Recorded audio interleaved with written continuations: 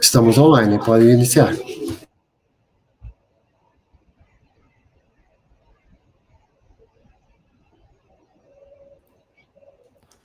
Bom, boa tarde a todos e todas que estão acompanhando.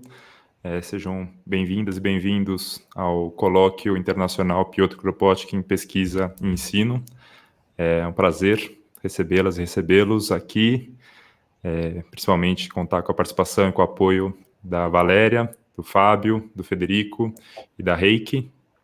A gente está iniciando hoje um ciclo de atividades bastante intenso, né? Nos próximos dias, a gente já começou com duas peças teatrais maravilhosas que foram um presente. Esse trabalho que foi construindo pelos companheiros e companheiras do teatro, para lembrar os 100 anos do Kropotkin. E a gente hoje dá início, então, a uma série de mesas, no melhor espírito internacionalista, para conseguir lembrar a memória do Kropotkin, principalmente as contribuições que o Kropotkin fez durante a vida e segue ainda inspirando a gente para construir essas reflexões em torno das questões centrais, né, de apoio mútuo, de solidariedade, de federalismo, enfim, do compromisso com a ciência e do compromisso com a luta política também. Então, antes de mais nada, saudar a todos e todas presentes e, primeiro de tudo, desejar uma boa atividade para todos nós. Federico, você vai querer traduzir simultaneamente essa? Yes. So, welcome to everybody. It is a great pleasure to start this event for the centenary of Pëtr Kropotkin. It already started with two pieces of theater this morning. It will continue with a series of sessions until the end of the week, so everybody is welcome. We especially acknowledge the organizer and the supporting organization. So we can start from greetings and speeches of the organization. The first one is the Department of Geography of the University of São Paulo, represented by Professor Valeria de Marcos. Então, Valéria, se quer começar. Boa tarde a todas e todos. É um prazer muito grande estar aqui neste momento fazendo a abertura deste evento. E, em especial, ainda que virtualmente, sediar esse evento no Departamento de Geografia da USP.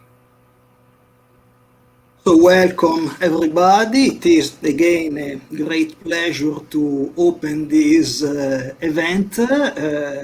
Although virtually, it is anyway, in some way, in the Department of Geography of the University of São Paulo. De uns anos para cá, nós temos tido mais contato com a literatura do Kropotkin na graduação. Mas isso não acontecia nos anos 80, quando eu fiz a minha graduação. Eu cheguei a conhecer o Kropotkin durante a minha pesquisa de mestrado, onde eu, felizmente, descobri não só um geógrafo, um anarquista, mas um geógrafo. So in Brazil, there is only recent familiarity with writings by Kropotkin, and Valeria says that she discovered Kropotkin during her master dissertation, and she had the pleasure to discover that he was at the same time a geographer and an anarchist. Naquele início de pesquisa, nos anos 90, quando eu apresentava os trabalhos em congressos, eu causava uma grande surpresa, porque as pessoas não conseguiam entender a aproximação entre o Kropotkin, o anarquismo, e a pesquisa que eu realizava sobre produção comunitária a partir de uma comunidade japonesa. When Valeria started presenting research on communities in the 1980s, it was first a big surprise for a lot of people because they did not yet know the importance of the approach of Kropotkin. Desde então, esse crescimento, começou a ter um maior crescimento de interesse sobre essa temática, e nos dias de hoje nós podemos realizar um evento desta natureza sediado neste departamento. Since those times, there has been an increasing interest and awareness on these themes, so that we can today celebrate this important event in the Department of Geography. Sobretudo nos tempos difíceis em que nós estamos vivendo, o pensamento do Kropotkin, e em especial a sua discussão sobre apoio mútuo, sobre produção comunitária, sobre o anarcocomunismo, é um sopro de esperança e um guia para a gente pensar em alternativas para sair dessa situação. Especially in this very difficult situation, some notions by Kropotkin like mutual aid, community production and anarcho-communism can really give us some breath, some hope to have an alternative. Sendo assim, eu gostaria de desejar a todos vocês um excelente evento e, não sem antes, agradecer publicamente o empenho do Federico Ferretti e da Biblioteca Terra Livre, e faço isso em nome do Adriano Escoda, que tiveram um imenso empenho na organização desse evento. So, excellent wishes to everybody in the conference and acknowledgement to the organizers. So, thank you also, Valeria. Obrigado a você, Valeria, também. Então, acho que a próxima fala é do professor Fábio Contel para a Associação de Geógrafos Brasileiros, secção de São Paulo. We are now listening to Professor Fábio Contel of the Association of Brazilian Geographers, section of São Paulo. Muito obrigado, Federico, pela organização do evento, pela parceria com a Associação dos Geógrafos Brasileiros. Agradeço também aos colegas dessa mesa de introdução ao seminário. So, many thanks on behalf of the Association of Brazilian Geographers, also for involving this association, and greetings to the participants. Eu agradeço e gostaria de destacar o significado que representa a geografia anarquista do final do século XIX, começo do século XX, para todas as ciências sociais e, obviamente, para a geografia brasileira. Eu acho que é por isso também que a AGB São Paulo está aqui nesse evento. So the Association of Brazilian Geographers section of São Paulo is in this event also because they believe that the anarchist tradition in geography, especially from the 19th to the 20th century, has a great meaning. Para além dessa geografia combater a especialização na ciência, combater toda sorte de determinismos e de autoritarismos, essa geografia foi também muito importante para a geografia crítica mundial e brasileira. Por isso, nós estamos muito esperançosos com esse seminário. So they also have a great hope, great expectation for this event because this anarchist tradition in geography allowed to question excessive specialization in science and scholarship. It helps to fight determinism and authoritarianism, and also had a great meaning for the creation of critical geographies in Brazil. E, por fim, acreditamos que seja muito importante o resgate do Kropotkin em função dessa trágica conjuntura política que nós estamos vivendo e que o Brasil é um dos epicentros. Nunca foi tão importante debater propostas libertárias, debater propostas preocupadas com o caráter coletivo e democrático da civilização contemporânea. So especially again in these problematic times, it is even more important to rediscover the ideas of Kropotkin, especially towards the direction of freedom, collectivity, and democratic decision in society. Por esses motivos, a AGB São Paulo agradece novamente a parceria e desejamos a todos um excelente seminário que possa nos auxiliar a refletir e a agir politicamente a partir dessa tradição tão rica que a geografia anarquista nos legou. Muito obrigado. So, in acknowledging again the organization and greeting again the participants, Fábio stresses two important points, that is inspiration for reflection and political action that may come from this discussion and from this rich tradition in geography. Muito obrigado, Fábio.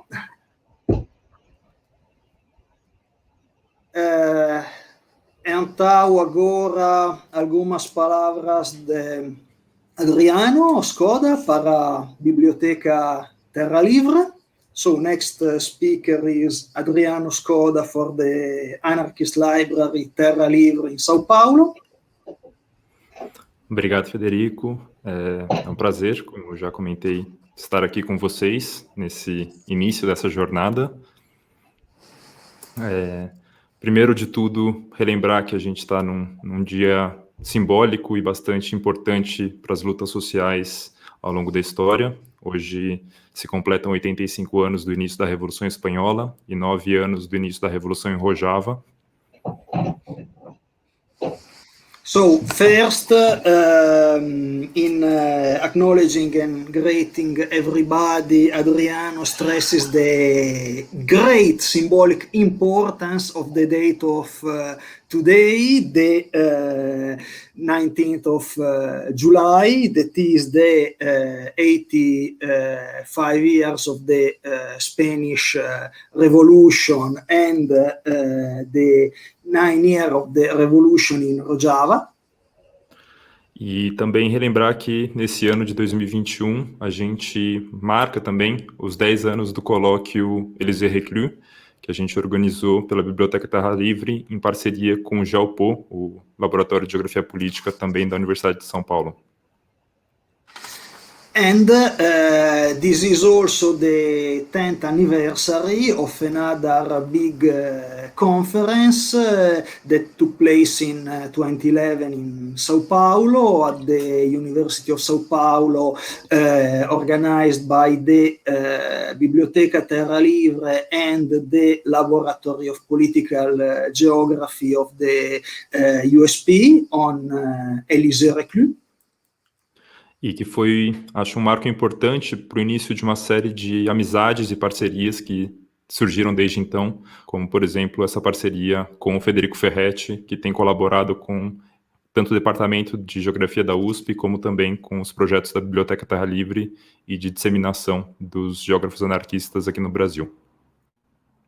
So this event was the occasion to start partnerships and collaboration with several people, including myself and others, obviously, Adriano, partnerships that are continuing now, both in activist and academic circuits. É importante resgatar isso, porque de alguma forma eu lamento o fato de a gente não estar presencial, porque esses ambientes são espaços da construção, tanto do conhecimento científico, como também da aproximação de pessoas e da construção de amizades, que são pontos fundamentais para a construção tanto do saber científico quanto da luta política. It is a great pity anyway that this event is in a virtual format and it is not presential, because as intellectual historians, let's say, we know how the knowledge is produced, and therefore it is clear that the conferences serve to produce knowledge, also considering external networks, occasion for meetings, friendship, etc. Como membro da Biblioteca Terra Livre, um projeto militante, independente, autogerido, a gente se sente muito feliz porque consigo contribuir com instituições públicas numa perspectiva de construção de um conhecimento tanto cientificamente rigoroso quanto politicamente engajado. É algo que a gente tem buscado realizar desde 2009, quando o projeto começou.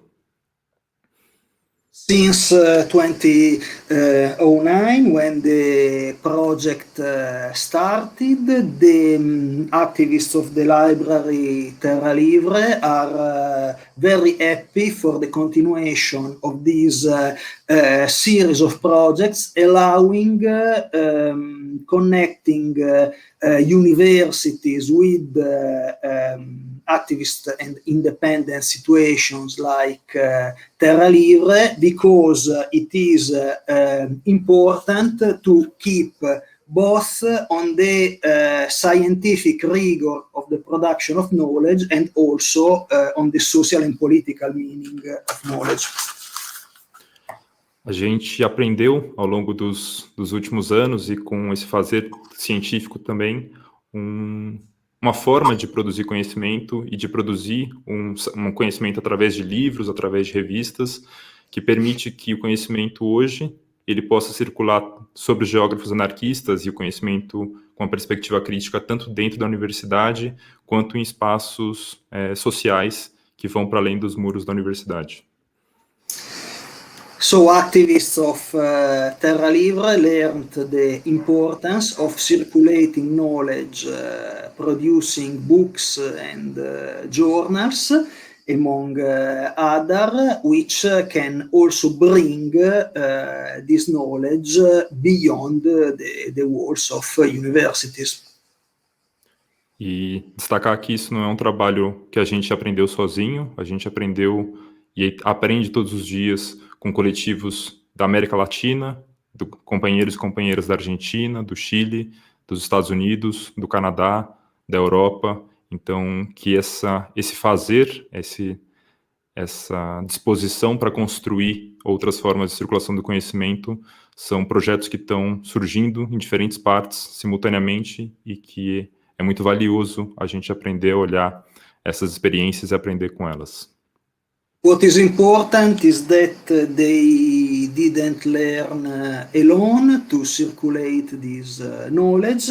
They learned together with many situations, not only in Brazil, but all across Latin America, Argentina, Chile, etc., because it is clearly a collective endeavor to circulate all of this knowledge. E para finalizar, eu acho que é um prazer e acho que a gente vai buscar aprender e criar e aumentar esses vínculos, esses laços, ainda que de forma remota, ao longo dessa semana, e esperando que a gente possa, num futuro não tão distante, construir presencialmente esses vínculos, essas ações e essa troca de conhecimento. So to conclude, it will be obviously a pleasure to contribute to this week, although it is not in a presential form, but there will be the hope to resume quite soon events also in person with everybody. Thank you, Adriano. Muito obrigado. Eu acho que ela caiu. Ok. Vamos ver. Bem, enquanto esperamos a professora Heike Jöns, que representa o grupo de pesquisa em História e Filosofia da Geografia da Royal Geographical Society, Coming Institute of British Geographers, podemos continuar com minha fala ao nome da Comissão de História da Geografia da União Geográfica Internacional. So while we wait for Heike Jöns, who is the president of the History and Philosophy of Geography Research Group of the Royal Geographical Society with the Institute of British Geographers, we may continue with my speech on behalf of the Commission History of Geography of the International Geographical Union. I will then translate myself. So first I will start with a little introduction to the Commission History of Geography, which is affiliated to the International Geographical Union and to the International Union on the Philosophy and History of Science and Technology. The Commission was founded in 1968 in the Geographical Congress in Delhi with the participation of leading scholars such as Philippe Panchemel. And since 1977, it publishes the annual volume Geographers Biobibliographical Studies, first edited by Walter Freeman and inspired by experiences such as the International Dialogue Project led by Ann Battimer e Thorsten Egerstrand. Então, começaria com uma pequena introdução à Comissão de História da Geografia, que está afiliada da União Geográfica Internacional e da União Internacional sobre a Filosofia e História da Ciência e da Tecnologia. A comissão foi fundada no Congresso Geográfico de Delhi em 1968, implicando importantes pesquisadores na história da geografia como Philippe Panchemel, e desde 1967 publicamos o volume anual Geographers Biobibliographical Studies, que foi editado por Walter Freeman e inspirado por projetos como o projeto de diálogo internacional de Ann Battimer e Thorsten Egerstrand. It was not coincidence that our latest presential pre-pandemic meeting took place in Dublin in July 2019, including a tribute to Ann Battimer. Então, não foi caso que a nossa última conferência presencial foi em Dublin, na Irlanda, como tributo a Ann Battimer, 2 anos atrás. Yet, as we used to organize 1 or 2 symposia per year, we remained active by participating with our session on crossing the borders between meteorology, climatology, and geography for the 26th International Congress of History of Science and Technology that will take place next week virtually. And then next month, we co-organize with the IGU Commission, Gender and Geography and Political Geography, a session on bridging differences, East-West, Seas and Mediterranean worlds for the International Geographical Congress. Então, permanecemos activos em organizar os nossos simpósios anuais. Esse ano vamos organizar, além do suporte por essa conferência, o sessão sobre meteorologia, climatologia e geografia para o Congresso da História da Ciência e Tecnologia próxima semana, e uma sessão sobre a diferença leste, este, mares e mundos mediterrâneos para o Congresso Geográfico Internacional o próximo mês. Next year, we are going to organize sessions for the 2022 Centennial Congress in Paris and contributing to the book that the IGU is publishing for this event. For 2023, we are the promoters of another IGU thematic conference on oceans. O próximo ano vamos organizar sessões para a Conferência do Centenário da União Geográfica Internacional em Paris, e estamos colaborando ao Livre para esse evento, e organizamos também uma outra conferência temática da União Geográfica Internacional sobre oceanos em 2023.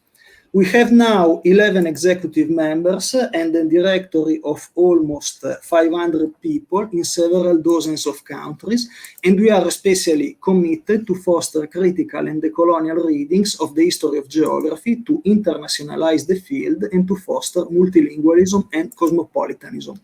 Temos 11 membros executivos e algo como 500 pessoas em nossa lista de endereços, desde vários países. Nos interessa especialmente levantar leituras críticas e decoloniais da história da geografia, da internacionalização do campo, num sentido multilingüe e cosmopolita. We strongly supported this conference from the beginning, as early anarchist geographers Reclus, Kropotkin, Meshnikov, and others are among our models of what geography ought to be, to cite old Peter, and we are very glad that this conference opens on the 19th of July, for the reason said by Adriano. Então, suportamos essa conferência desde o começo, porque geógrafos anarquistas como Reclus e Kropotkin sempre foram entre nossas inspirações de o que a geografia deveria ser, como falava Kropotkin, e estamos claramente felizes que isso aconteça o 19 de julho pelas razões levantadas por Adriano. Final point on the model of our Commission symposia. In this conference, there is linguistic diversity. This is quite substantial, as we think that if you wish to do the history of geography or the history of anarchism, you really need to understand sources in more languages. Ponto final, essa conferência, um pouco como a simpósia e os colóquios da Comissão História da Geografia, tem diversidade linguística, que para nós é um ponto substancial, porque pensamos que para fazer a história da geografia como a história do anarquismo, pesquisadores precisam de ler fontes em mais línguas. So we think that making experience of different languages is enriching for those who are not necessarily very proficient in languages. We demand patience and a little effort, as it will be a great experience. We asked our presenters to help with PowerPoints in a different language and consider that you can always ask questions in the YouTube chat in the language that you prefer. The organizer will translate to the presenters. Então pedimos participação e ajuda aos participantes que não compreendem talvez todo de uma outra língua, de fazer esforço. Vai ser uma experiência fantástica. Pedimos aqui aos nossos participantes de ajudar com PowerPoint num segundo idioma e, de toda maneira, todo mundo no público poderá fazer perguntas na chat do YouTube e nós vamos traduzir pelo possível. Então, muito obrigado a todas e a todos. Ainda vou ceder a palavra a Heike. So, next presenter is Professor Heike Jöns, the chair of the History and Philosophy Research Group of the Royal Geographical Society with the Institute of British Geographers. So, please, Heike. Yeah, thank you very much, Federico. At the start of a fascinating conference week, I wish to welcome all Kropotkin conference presenters and delegates warmly here from the United Kingdom, where we have 30 degrees Celsius, so what we would probably have now in the north of Brazil or in the summer in the south of Brazil. And I apologize that my PC crashed. It might be due to the weather. We would have liked to travel to Sao Paulo, so thank you for the hosts for wanting us to welcome in Sao Paulo. So hopefully that will be possible at a different time.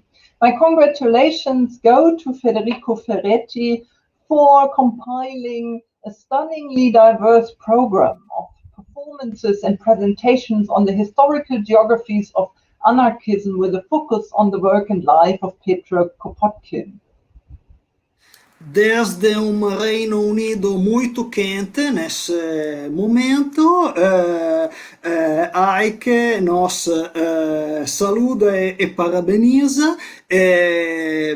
Infelizmente não foi possível viajar para o Brasil, mas ainda esperamos, e é importante de ter pessoas da diferentes partes do mundo para acompanhar esse programa muito rico e variado sobre a vida e obra de Pëtr Kropotkin. Yeah, thank you. In my role as a chair of the History and Philosophy of Geography Research Group of the RGS-IBG, I have collaborated with Federico over the past 3 years because he has been very kindly the HPGRG secretary, and we have facilitated and supported knowledge production and exchange on the history and philosophy of geography at the RGS-IBG annual international conferences and such events like this international celebration of Pëtr Kropotkin.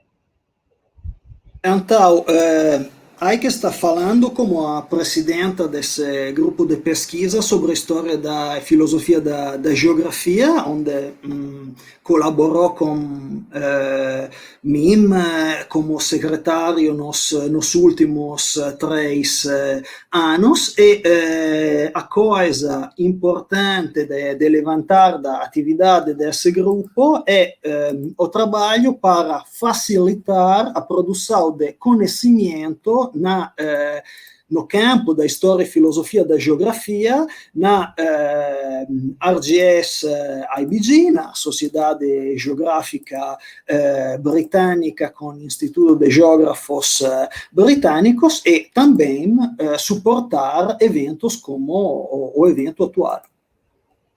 In the context of an Anglo-American hegemony in higher education in the 20th century and in most of the 20th century and in the 21st century, geographers have repeatedly argued for more multinational and multilingual engagement with different geographical traditions to encourage what Batimer had developed into a wider project of international dialogue. And this is represented in her videotaped interviews with geographers and the edited collection, The Practice of Geography, which was actually published almost 40 years ago. And I think that in this wider context, this bilingual conference does exactly this, fostering a truly international exchange by bringing Portuguese and other non-Anglophone academic scholarship into close conversation with academic debates in English as our lingua franca. No contexto da hegemonia anglo-americana do último século, geógrafos e geógrafas várias vezes repetiram que precisamos mais empenho internacional e multilingüe com diferentes tradições geográficas para continuar o que Batimer desenvolveu como projeto de diálogo internacional, com entrevistas registradas a geógrafos e geógrafas e essa coleção The Practice of Geography, publicada algo como 40 anos atrás, contendo reflexões autobiográficas. Então, Heike acho que essa conferência bilíngue faz exatamente isso, estimulando um verdadeiro diálogo internacional, levantando a língua portuguesa e outra pesquisa brasileira não anglófona em conversação com a língua inglesa que nós utilizamos como língua franca.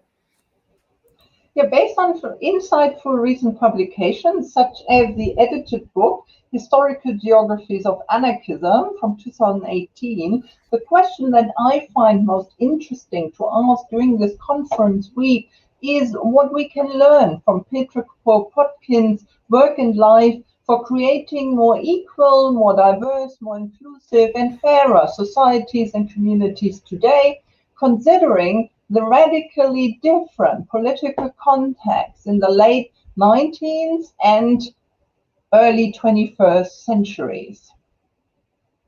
Então, basado sobre contribuições como esse livro, Geografias Históricas do Anarquismo, uma pergunta que Heike acha especialmente interessante para a conferência é: o que podemos aprender hoje do trabalho e da vida do Kropotkin para criar comunidades e sociedades mais iguais, mais várias, mais justas e inclusivas, apesar da situação política radicalmente diferente desde então.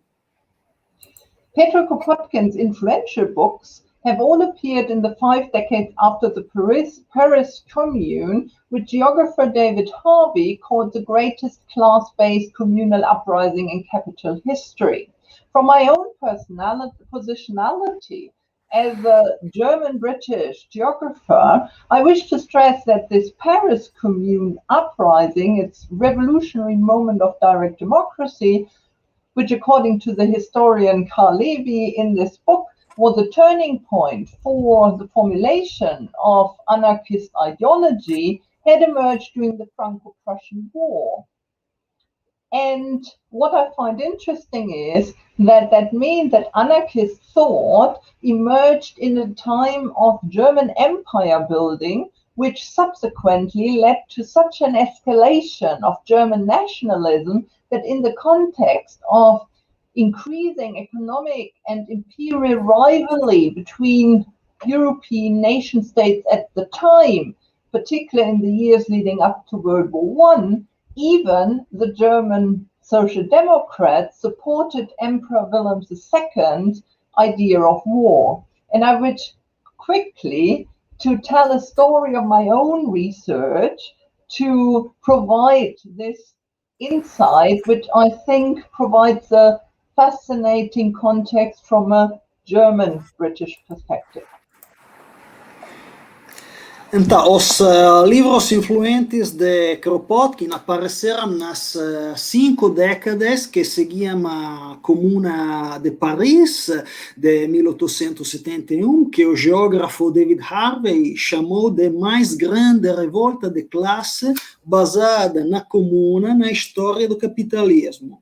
Desde a sua posicionalidade de geógrafa alemã britânica, Heike queria enfatizar que o momento revolucionário de democracia direita da Comuna de Paris, que pelo historiador Karl Levy foi o tornante da formação do pensamento anarquista, surgiu durante um período que o historiador Eric Hobsbawm chamou da Idade do Império. O pensamento anarquista, então, surgiu no tempo da construção do Império Alemão, que depois levou ao incremento do nacionalismo alemão no contexto da crescente rivalidade imperial e econômica entre Estados europeus antes da Primeira Guerra Mundial, quando mesmo os social-democráticos alemãos portaram o imperador Guilherme. E então, Heike vai raccontar agora uma anedota muito fascinante da sua mesma pesquisa sobre esses assuntos. When I recently reconstructed how German universities began to demonstrate their unity at scientific jubilees abroad, from 1912 onwards, I encountered a resolution that the internationalist August Bebel presented at the Party Congress of the Social Democrats in Jena on 14 September 1911, about 2 months before the end of the Second Moroccan Crisis. Why this resolution on the Moroccan crisis stated that the Social Democrats would prefer a peaceful solution to conflicting international colonial interests, it argued that the Social Democrats would support the defense of German economic interests in association with the rest of the German population if the ruling classes of England and France continued their expansionist and monopolist colonial policy. This resolution was surprisingly unanimously accepted and agreed by the assembled left-wing, centre and right-wing Social Democrats, which I would argue illustrates that rampant nationalism provoked by imperialism at the time created an important context not only for the internationalist ideas that Pëtr Kropotkin developed during his exile in Switzerland, France, and England, but also for his later support of the Allies in World War I, despite the largely anti-militarist orientation of anarchism. Então, quando Heike pesquisou sobre as orientações das universidades alemãs desde os jubileus científicos, desde 1912, ela encontrou comunicado do internacionalista August Bebel no Congresso do Partido Social Democrático em Jena, o 14 de dezembro de 1911, 2 meses antes da fim da segunda crise do Marrocos, E enquanto esse comunicado na crise do Marrocos falava que, citando, os sociais-democráticos prefeririam uma solução pacífica aos interesses coloniais contrastantes, esse comunicado dizia também que eles, sempre citando, suportariam a defesa dos interesses econômicos alemãos juntos como demais da população alemã, se as classes dominantes da França e da Inglaterra continuariam sua política colonial, expansionista e monopolista, fim da citação. Incredivelmente, esse comunicado foi aprovado por todas as componentes do partido, o que demonstra que o nacionalismo rampante provocado pelo imperialismo criou um contexto importante para compreender as ideias internacionalistas que Kropotkin desenvolveu durante seu exílio na França, na Suíça e na Inglaterra, mas também o suporte dele para os aliados durante a Primeira Guerra Mundial, apesar da orientação geralmente antimilitarista do anarquismo. In this wider historical context, I'm specifically interested in the question what we can learn from your reflections on Kropotkin's contribution at this multilingual conference about how we can assure the following in our everyday life across the world. To respect and support ethnic minorities, to protect the livelihoods and heritage of indigenous populations, to reduce the highly uneven socioeconomic geographies in the world, to mitigate human-made climate change, to prevent the appeal of populism to majority populations, to create more sustainable communities with free access to healthcare, education, and social security, the protection of workers' rights and pensions, and the celebration of equality, diversity, and inclusion. To maintain and increase rather than reduce public funding for universities as seeds of cultural innovation and critical consciousness, and to continue working towards world peace.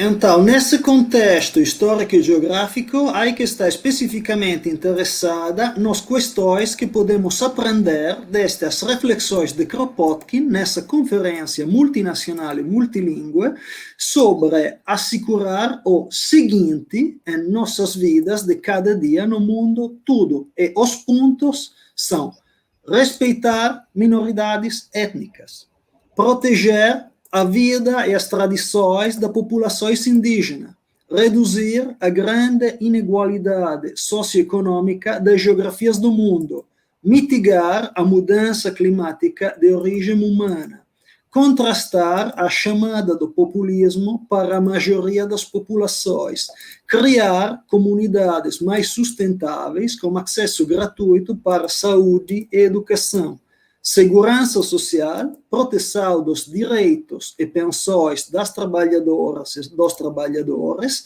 e celebração da equidade, diversidade e inclusão.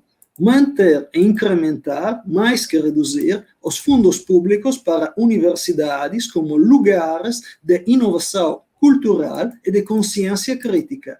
Continuar trabalhando para a paz. With these interests in mind, I wish you all, organizers, presenters, and delegates, an inspiring Kropotkin conference that promises to enhance our historical and local knowledges, our global consciousness and critical awareness, our international experiences and collaborations, as well as our intercultural respect and understanding when performing what the feminist geographers Geraldine Pratt and Brenda Yeo called transnational counter-geographies, which open up diverse channels for communication between different places in the world and thus help us to overcome entrenched hierarchies of knowledge and place. Thank you very much and all the best for a successful conference, or muito obrigado e tudo de bom por uma conferência de sucesso.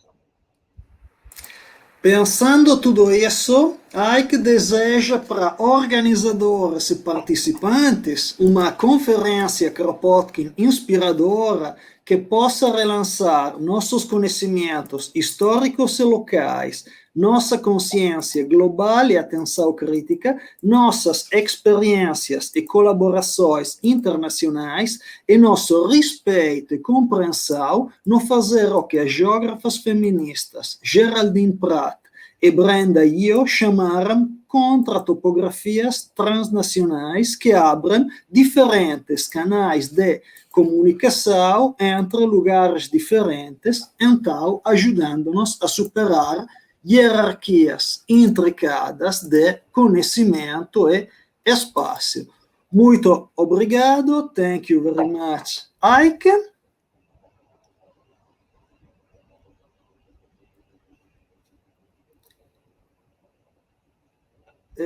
Do you have any practical information, Adriano? É só avisar agora, agradecer a todas as pessoas que estão presentes. A gente vai continuar, vai dar início, né, na verdade, a primeira mesa em instantes, nesse mesmo link. Então, a partir das 3 horas, a gente vai dar início à primeira mesa do colóquio, que vai ser uma mesa também falada em inglês, com slides projetados, traduzidos em português. Então, mantendo vivo esse espírito internacionalista e esse esforço linguístico de a gente conseguir tentar aproveitar ao máximo as conferências. Dizer para as pessoas então, que quiserem permanecer logados, que em alguns minutos a gente vai iniciar.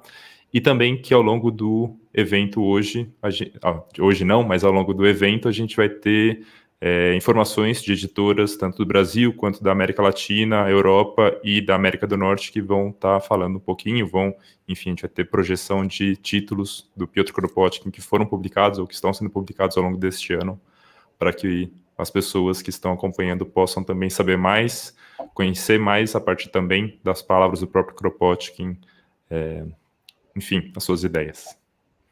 E agradecer a todos e todas.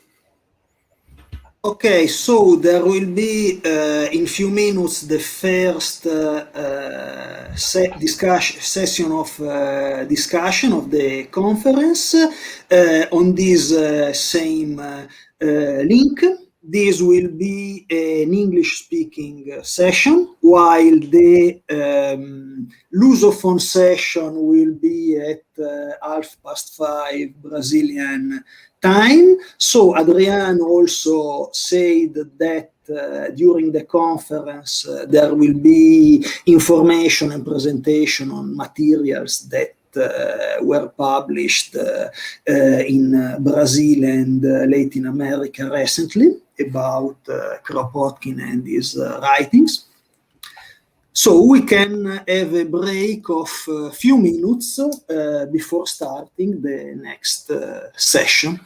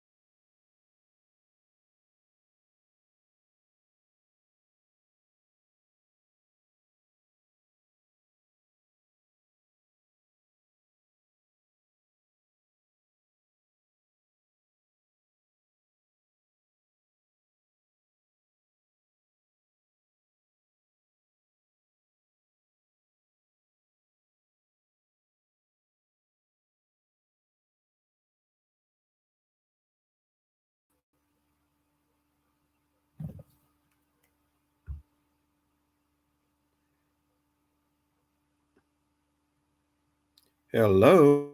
Hello. I can't see anyone. Am I supposed to see the others or?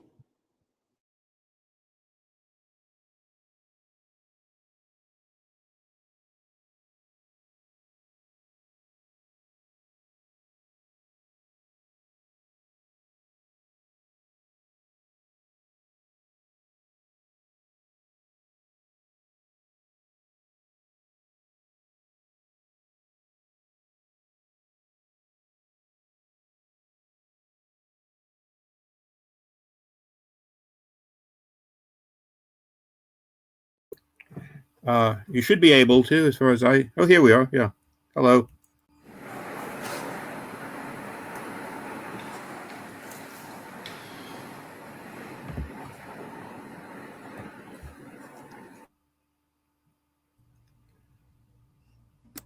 Is everyone right? So it's 7 o'clock. Should I start? I mean, it's 9 o'clock. Whatever time it is. Yeah. Or 3 o'clock, or I can't. I've lost track. Anyway, I guess I should start now. Can everyone hear me? Right. Okay. Right. So this is an incredibly interesting session. I'm very privileged to be the chair of it, and each speaker will speak for 15 minutes. I'm going to do this very quickly so we don't waste time. The time we have. The first speaker is Pascal Ziegrist, and she's going to speak about Kropotkin as a geographical thinker.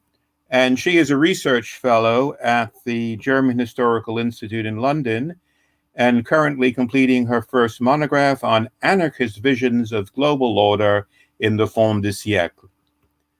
Take it away, Pascal.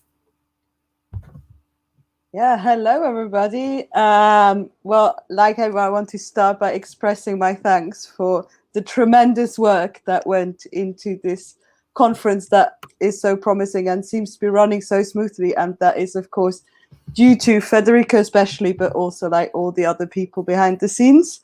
But I also want to mention Federico because his work has been so crucial in establishing the very premise of my talk today, which is that geography constitutes a core feature of Kropotkin's thought, if not of the anarchist worldview, more broadly speaking.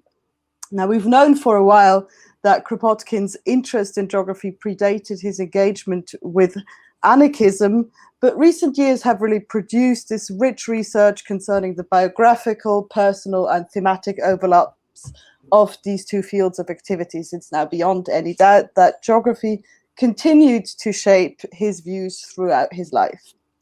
But in my talk today, I want to build on this work and by asking what taking Kropotkin the geographer seriously means for his political thought specifically, and in a deliberately provocative but hopefully productive way, I want to argue that we have to be very careful not to conflate geography with the category of place. That is space understood exclusively as a localized, separate, and time-bound entity. Instead, paying attention to Kropotkin's historical context, I want to stress three interrelated points about geography informing his anarchism, about how geographical thinking did indeed serve to undergird an entire worldview. I want to argue first that this worldview can broadly be characterized as being scientific, with geography placed at the center stage, but it also included biology, anthropology, and other sciences. It was an approach that was empirically grounded, but universal in its claims. Second, geography as a propedeutic was tied to a pedagogical agenda that was confident that knowledge was itself liberating and that knowledge about the world could bring about human brotherhood across borders. Finally, as a type of spatial reasoning, it asked for the cohesion of communes and communities on the one hand, but on the other, it took a lively interest in the ongoing processes of globalization through empire and commerce, as well as possible anarchist alternatives. In so doing, geography was crucial to an endeavor to bring about global consciousness, to use the term of Kropotkin's fellow traveler Élisée Reclus, which I'm sure we'll be talking about a lot during this conference. And I want to suggest that the raising of such global consciousness was in fact at the heart of the anarchist project. And to kick things off, let's have a look at how Kropotkin himself described his work as a geographer in his memoirs. In a passage, he describes how the painstaking accumulation of barometrical data from a number of expeditions to Central Asia, including his very own, gave way to the sudden realization that the orientation of mountain ranges in that part of the globe had long been misunderstood, most dramatically even by his very own model and hero of a scientist, Alexander von Humboldt. Rather than north-south or west-east, mountain chains run from the southwest to the northeast. And this is how he describes this qualitative leap caused by this sudden realization. And you have to bear with a long quote. I try to keep the quote short, but this one's going to be a bit longer. There are not many joys in human life equal to the joy of the sudden birth of a generalization, illuminating the mind after a long period of patient research.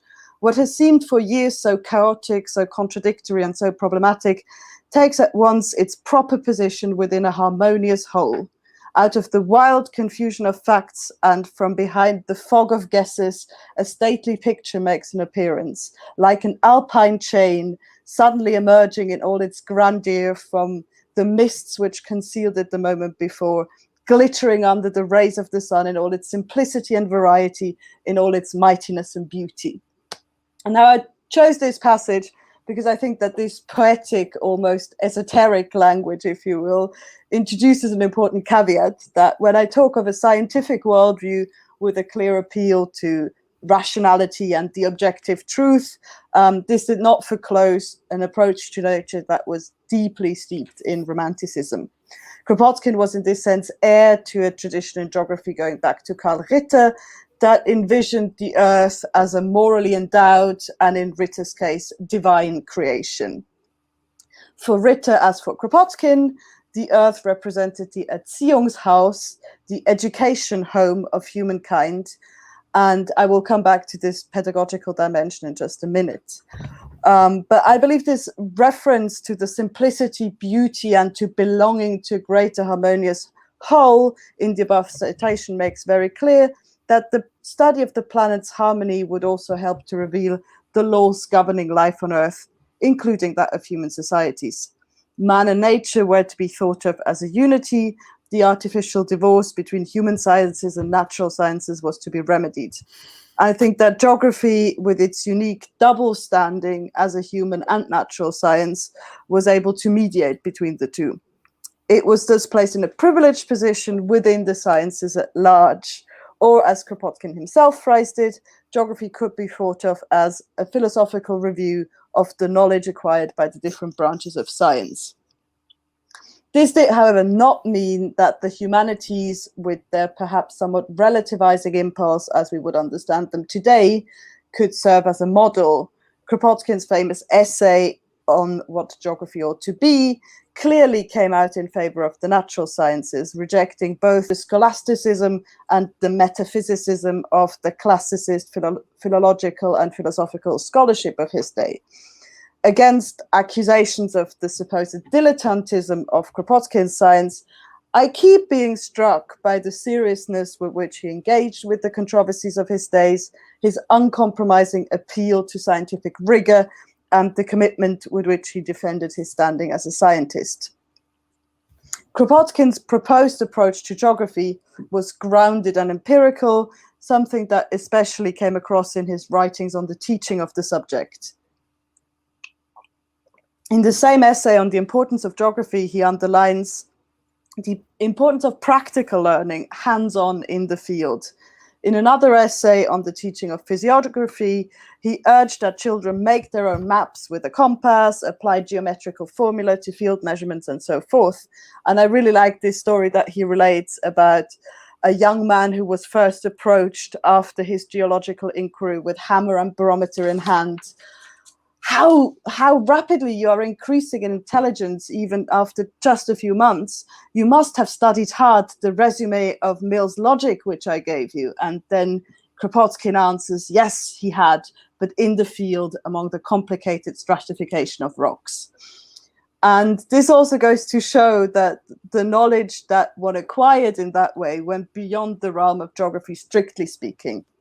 Now, geography has historically often been framed as a sort of entry point, as a propedeutic to other sciences.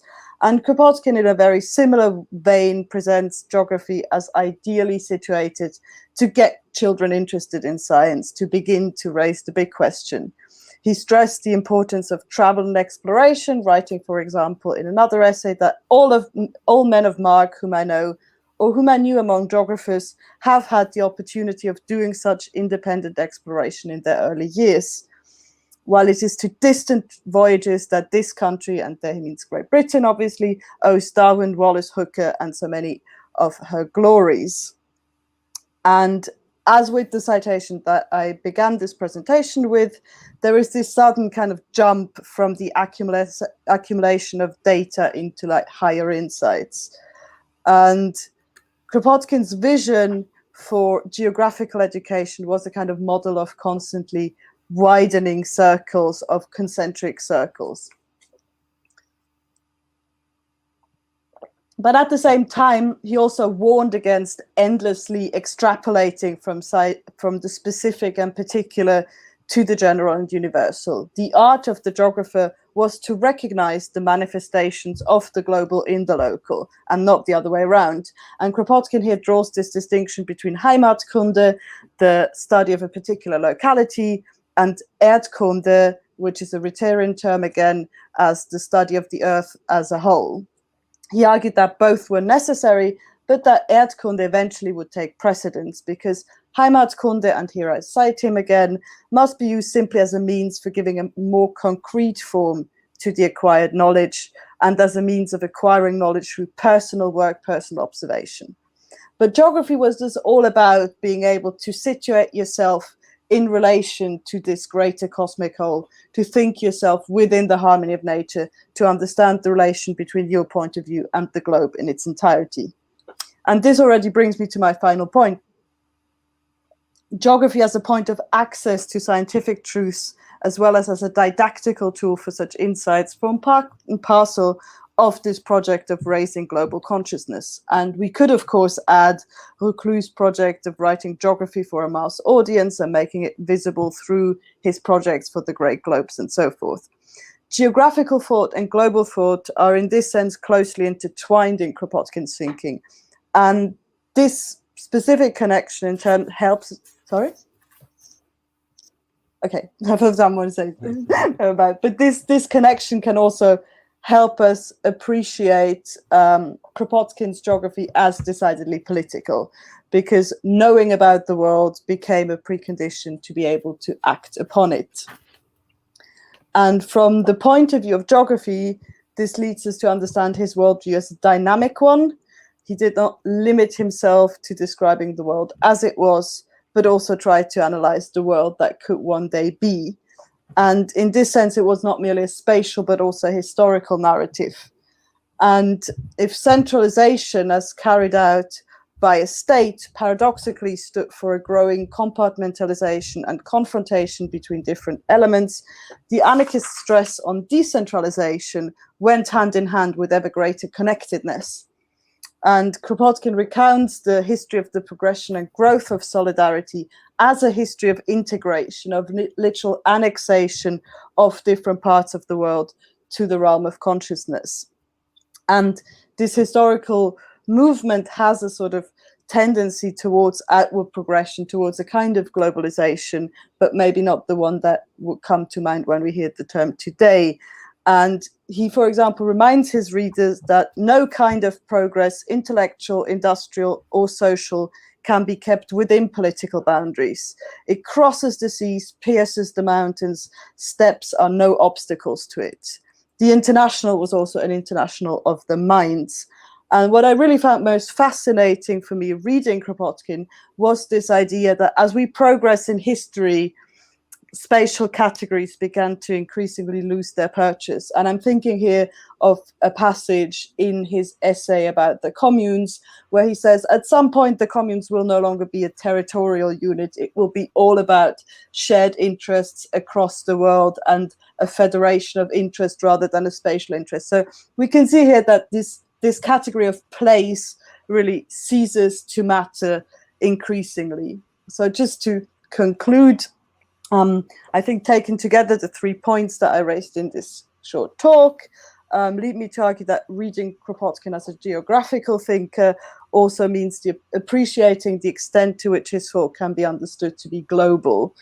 19th century anarchists like Kropotkin did not seek to oppose global visions of liberal internationalism, empire, and Marxist universalism by retreating to the isolation of small spaces and small scales, but instead offered their own vision of the global. And I want to argue that Kropotkin's anarchism was in this sense resolutely modern and inscribed itself in a project of modernity. And I guess an open question that I leave to the audience and the scholars and activists that are here present is that of possible tensions of such an understanding with current notions of anarchism, and to raise the question which elements of this global thinking are worth invigorating. And I thank you so much for listening to me. Thank you very much. Incredibly interesting paper. I think we're going to be doing all the questions at the end of the intervention. So our next speaker is Sarah Richter, who will be speaking about the anarchy of Sophie Kropotkin. And she is a PhD candidate in performance studies at New York University, and she's concluding her dissertation about anarcho-feminist critiques of property. Thanks, Sarah. Hi, Carl. Thank you. Hello. I'll start. So just an introductory note is that this is a sort of overview or a general sketch of like an ongoing project about Sophie Kropotkin. Okay. So much anarchist history involves Sophie Kropotkin, yet she is not presumed to be separate from her husband through any of it. In autobiographies, archives, oral histories, and letters, Sophie seems to spend her portion of historical time bound to domestic chore, caring for Pëtr through his illness, feeding traveling radicals as they visit him, editing his work, corresponding on his behalf. Many who write about Kropotkin have collapsed Sophie with these tasks, taking them as evidence of her lack. George Woodcock, in his biography, The Anarchist Prince, notes the following of Sophie, quote, "She was sharp-witted and strong-willed, but intellectually decidedly inferior to Kropotkin. Her attitude toward him seems to have been one of admiring devotion." As for the Kropotkin's contemporaries, they too describe Sophie vis-a-vis her relation to Pëtr. They do not stop, even after his death. In 1921, the founder of the ACLU visits Sophie to pay his respects at her husband's grave. He stays in their home, and later he insults her. Quote, "She had a great reverence for Pëtr, though I don't think she ever understood his ideas." Subsumed into Pëtr's agency, Sophie's sphere of action seems curtailed, unexpectedly tethered to oftentimes naturalizing roles of giving, sharing, tending to, feeding, cleaning up after, preparing the scene for political action, and then departing from it. Even without him, Sophie spends the last years of her life converting the Dimitrov home into a museum, suspending the relationship between their domestic and his work in time. Of her efforts and of her grief, Emma Goldman notes the way that Sophie had, quote, "wrapped her whole life around Pëtr and his work." Contingency smudges her. She's not said to produce anarchy, but rather the anarchist, even long after that anarchist remains. When it came to sexual revolution, questions of divorce, childcare, birth control, abortion, free love, homosexuality, Pëtr tended to aver to a decidedly desexualized social. And, though gregarious in his accounts of his political formation, Kropotkin was notoriously mum on his personal life.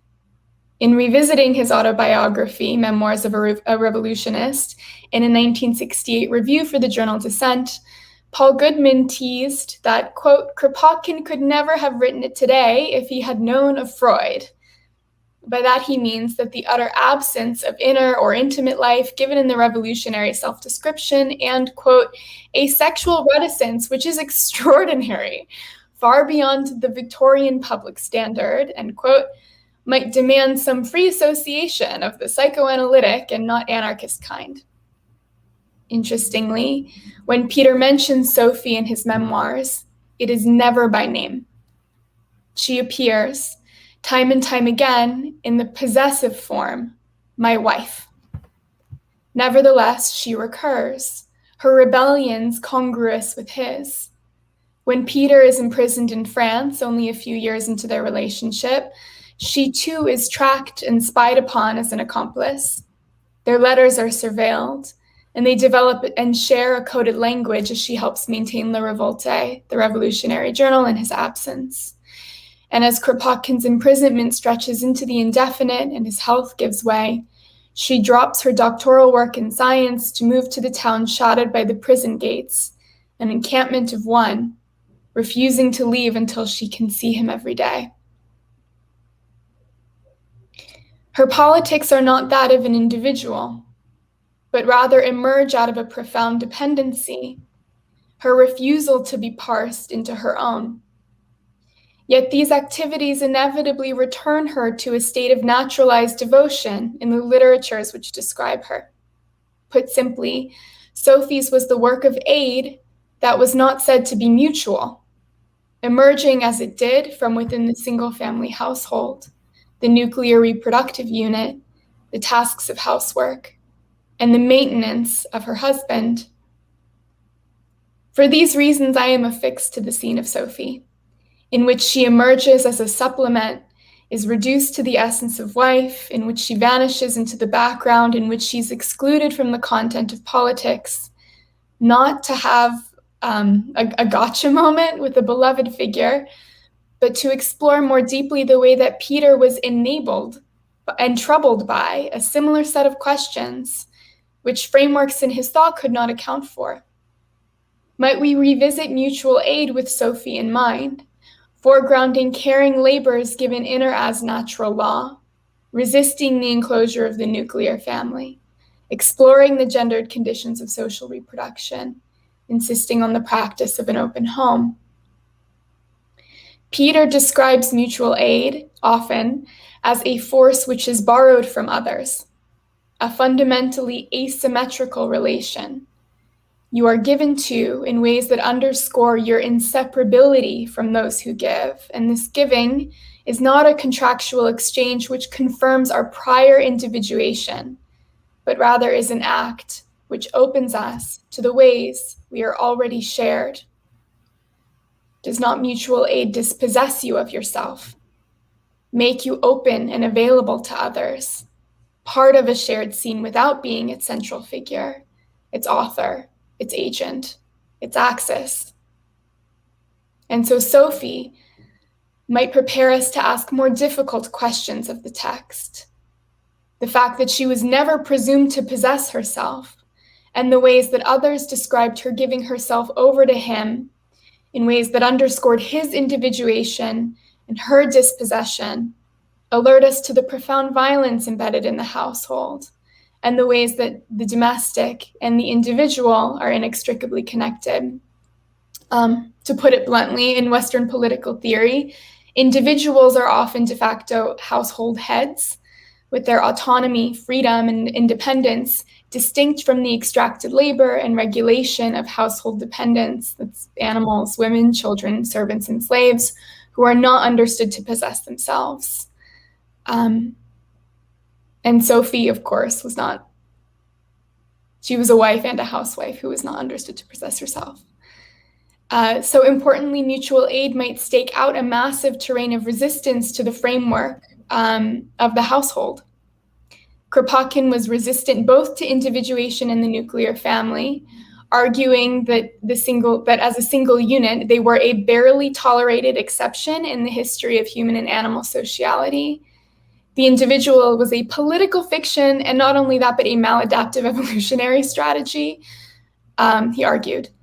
But in arguing that mutual aid is a universal force animating all forms of life, producing the foundation for moral action and reason, does Kropotkin obscure something like the theft of mutual aid, or its absorption into extracted, naturalized, and caring labor? This tension is perhaps exacerbated by his sexual reticence and his refusal to discuss private matters. Still, perhaps against the misogyny of his contemporaries, who insisted that altruism belonged solely to women, Kropotkin maintained that generosity was in fact reasonable, evolutionarily advantageous, and common to all forms of life. But if we read mutual aid more closely, we might look to his several struggles to negotiate the creation of separate spheres of human activity vis-a-vis the public and private, and perhaps his desire to incorporate fraternal, public, masculine associations which depend on a private naturalized sphere of sharing into the framework of mutual aid, and we might recognize that private naturalized sphere of sharing as fundamentally housework.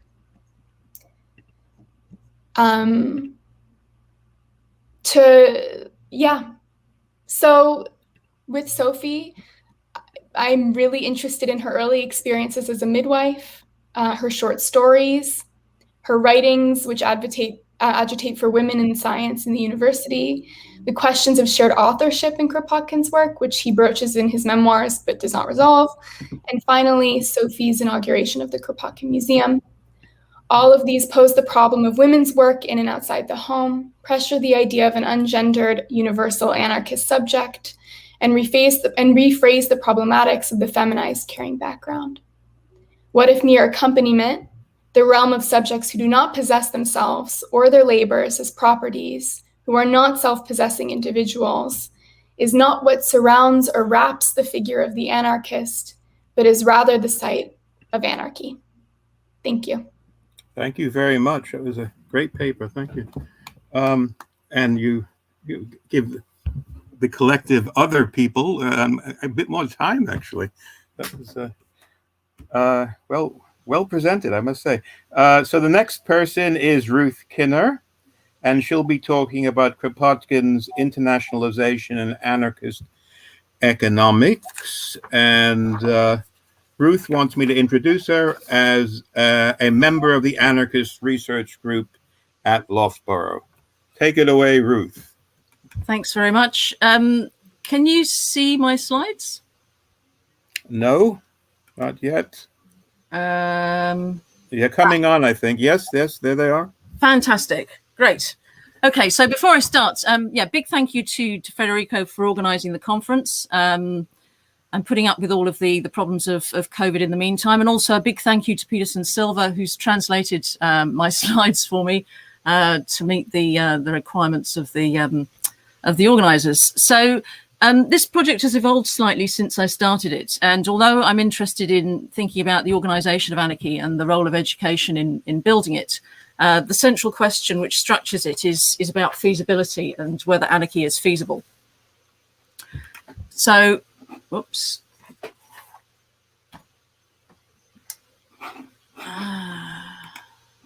Just trying to work out how to move the slides along. Okay, got it. Okay, great. Sorry about that. So my focus is on 3 essays, all written in the early to mid 1880s. The Coming Anarchy, the scientific basis of anarchy, and what geography ought to be. And I suppose the novelty of what I'm trying to do as a political theorist, as opposed to a geographer or a political geographer, is to reintegrate what geography ought to be into Kropotkin's other work. So it's usually detached from Kropotkin's other writing. And what I want to do is to read it in tandem and argue that the significance of the essay is not limited to the discussion of the geography curriculum or even to pedagogy, which is often how it's represented, but that it speaks to a problem of global reconstruction. And it does so on the basis of the trends that he describes in the other 2 essays. So before we start on the actual argument, I want to say something about feasibility and how this concept ought to be approached. And to help me, I'm relying on the work of Geoffrey Brennan and Philip Pettit on the one hand, and G.A. Cohen on the other. Now, they give us two different ways of thinking about feasibility. For Brennan and Pettit, feasibility is defined by ordinary capability. That is by a capacity of ordinary people to do certain things. So this represents, in their work, an attack on ideal theory. And for me, it resonates with anarchist DIY or DIO politics and principles of self-government. Cohen's understanding of feasibility centers on the notion of accessibility. So how we go from A to B, how we get to where we want to go to. And he writes this as a Marxist socialist. But for me, again, this resonates very well with Kropotkin's writing. One of the things I try and show in the essay is that one of Kropotkin's pressing concerns in the mid-1880s was exactly showing the practicality, as he puts it, of anarchy. Final point on feasibility is for neither Pettit and Brennan or for Cohen, both of them argue that feasibility is not about desirability. Now, it's a complex relationship, and they argue this for different reasons. But my argument in the paper is that there must be a relationship between desirability and feasibility. After all, it seems a bit stupid to ask a question about feasibility unless you want to support the proposals that you're evaluating. And my other argument is that in anarchism, actually, the relationship between feasibility and desirability is actually critical. And it is so because the perceived undesirability of anarchism usually rules out discussion or consideration of feasibility in the first place. What I want to do in the paper is open up the question of feasibility by addressing two critiques of undesirability. And in the process, I want to point to a feasible outline of anarchy that Kropotkin gives us.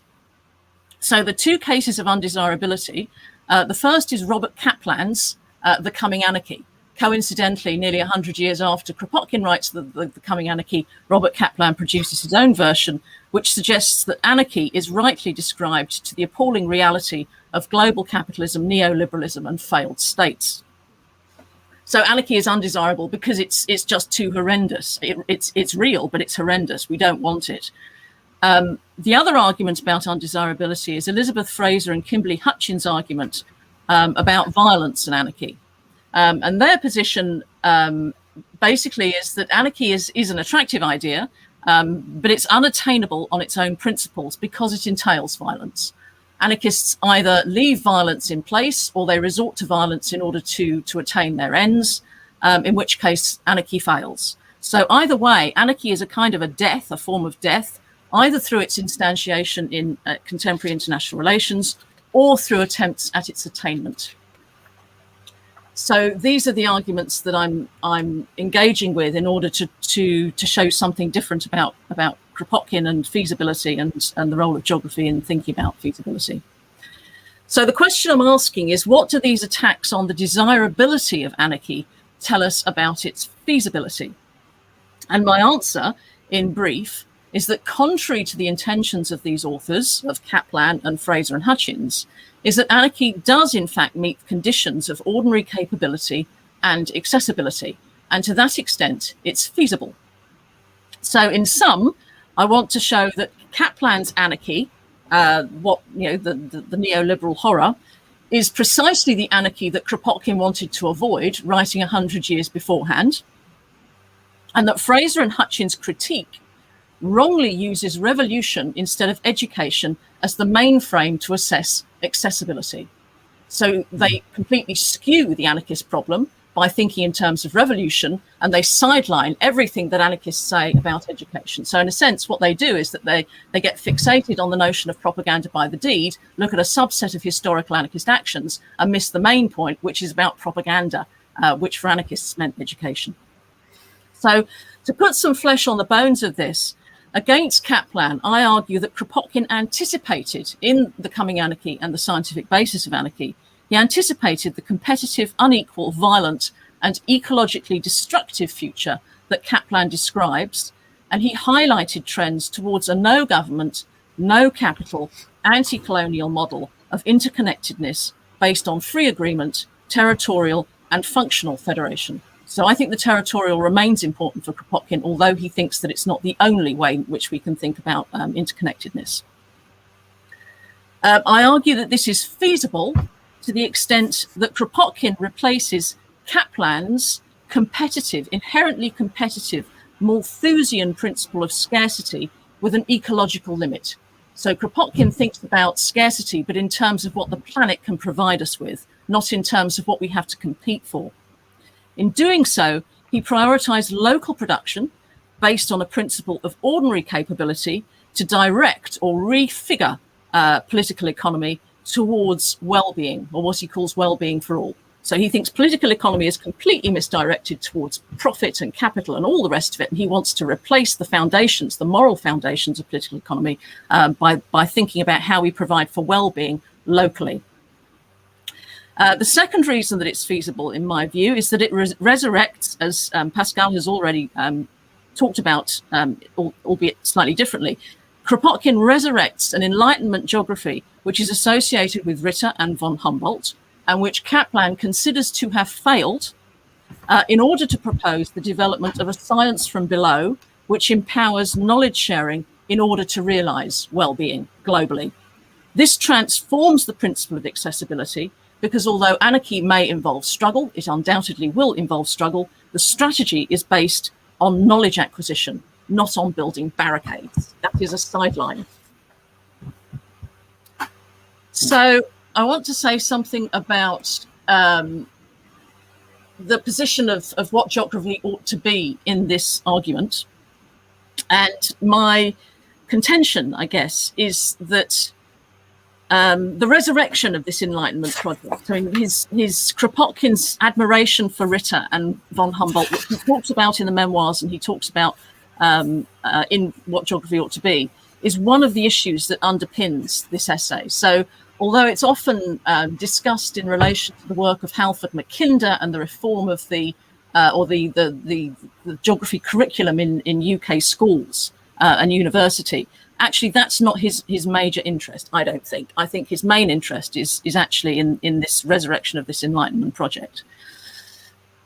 So what does he say about this? I think Kropotkin's interest is to promote global learning, as Pascal has said. But I think he does it slightly differently. So I think he complicates the notion of science, and that he does so, he doesn't do it explicitly, but the way I set the argument up in the essay is to say, I think basically Kropotkin has read Bakunin on science and art. He talks about science and art in What Geography Ought to Be. And I think he wants to reboot geography as a science, which is also an art, meaning, in other words, that this is a discursive, not an authoritative practice. This is something that we talk about with each other, not that we fix through the domination of elites or specialists. And we do it from below. I think there's a partner essay that needs to be read alongside What Geography Ought to Be, which is his essay on physiography. And this, I think, completes the outline of anarchist geography education. And it's a critique of T.H. Huxley's work, Physiography, which you'll remember T.H. Huxley is Kropotkin's chosen adversary in mutual aid. And he gives him a good kicking in mutual aid, and he gives him another good kicking on physiography. Now, what Huxley does in physiography is present a model of knowledge acquisition, which is based on a principle of association, which builds from the simple to the complex. So the beginning of the book starts with someone standing on a bridge in the River Thames in London and looking at the movement of the tides. And within 5 pages, we've moved from ebb tides and the movement of the behavior of rivers to the moon and planetary motion and physics and astronomy. So Kropotkin looks at this book and says 2 things. One, he says, I like the idea of association, but I don't like the idea of associating from the simple to the complex. What we have to do is think about knowledge acquisition in terms of the 2 concepts that Pascal has already given us. That's Heimatskunde, local knowledge, and Erdkunde, knowledge of the earth. And the association we make is between what we can learn about our immediate environment and how we can share that knowledge of our immediate environment investing that knowledge of our immediate environment with all of the moral priorities that we have locally, in order to help each other through solidarity and through mutual aid understand the nature of the earth, its resources, its patterns, its movements, and how we can, within the limits of the planet, provide well-being for all. So one of the reasons that Kropotkin is so interested when he goes to Canada in thinking about the similarities, the physical, environmental similarities between Canada and parts of Russia, is because he thinks actually people in Canada can share knowledge with those in Russia in order to help them produce things, if they so wish to do so. This is the kind of knowledge that he has in mind. And my argument is that the whole point of knowledge acquisition seen through the lens of physiography is to help us configure the decentralized, federal and horizontal networked world that will make anarchy a feasible prospect. So it is by learning that we change the world, actually, and it is by sharing our knowledge that we make anarchy sustainable and avoid all of the horrors that Kaplan sees in the Coming Anarchy. So to conclude, I don't want to suggest that anything that Kropotkin has to say in the essays, The Coming Anarchy and The Scientific Basis of Anarchy, is anything but utopian. I think, the idea of a no government, no capital, decentralized global federation is entirely utopian. But utopianism in political theory does not rule against feasibility. And and there's a good reason for that. Just because something doesn't exist doesn't mean to say that it can't exist. And one of the arguments I think that Kropotkin wants to present in the two essays, The Scientific Basis of Anarchy and The Coming Anarchy, is not that anarchy is a historical prospect. It's not that it's going to develop through some kind of mystical process. What he's trying to do is build confidence. He's trying to shatter what workers are told about the impossibility of anarchy in order to show them what they can do in order to change their practices, in order to prevent what he sees as the looming disaster, which is actually what we're faced with now. So in terms of Kropotkin's utopianism and where it fits with our contemporary kind of politics, I would say that there's a strong affinity between what Kropotkin has to say in The Scientific Basis of Anarchy and The Coming Anarchy and contemporary degrowth movements. And that it has a lot to say to that kind of to those kinds of ecological logics. On the measures used by political theorists, his anarchy is feasible. What Kropotkin does is exemplify ordinary capability, not just by thinking about what people can do in terms of their decision-making processes, but by devolving political economy to locality and making people intimately involved in decisions about what constitutes well-being, what can be delivered, what can be produced, how, who by what technologies. These are locally made decisions, and they have different kinds of moral spin, if you like, depending on where you are in the globe, because we don't all think the same. But what we can do through our solidarity and our mutual aid and our networking, our decentralized networking, is to share what we have learned about our own localities so that people can apply knowledge in particular ways and build global knowledge on the basis of that sharing. So no one is the expert. You don't have the Westerner coming in and saying, this is how you should develop your economy. You have local people deciding how they want to run their economies and benefiting from the best knowledge that other people have through a system of non-domination to apply what they wish. The test of anarchy, then, is in the assessment of international exchange and its facilitation and the possibility of providing well-being within planetary means. It's not about whether we're going to do something through revolution, build barricades, or point guns at each other's heads. And I'll leave it there. Thank you. Thanks a lot on that note. And we'll go on to our last speaker, the last speaker, who is Federico Ferretti. And he will be speaking about Kropotkin's Geopolitics of Social Revolution. And he is a cultural and historical geographer working on anarchism and on critical transnational approaches to his discipline. Federico, you have the floor.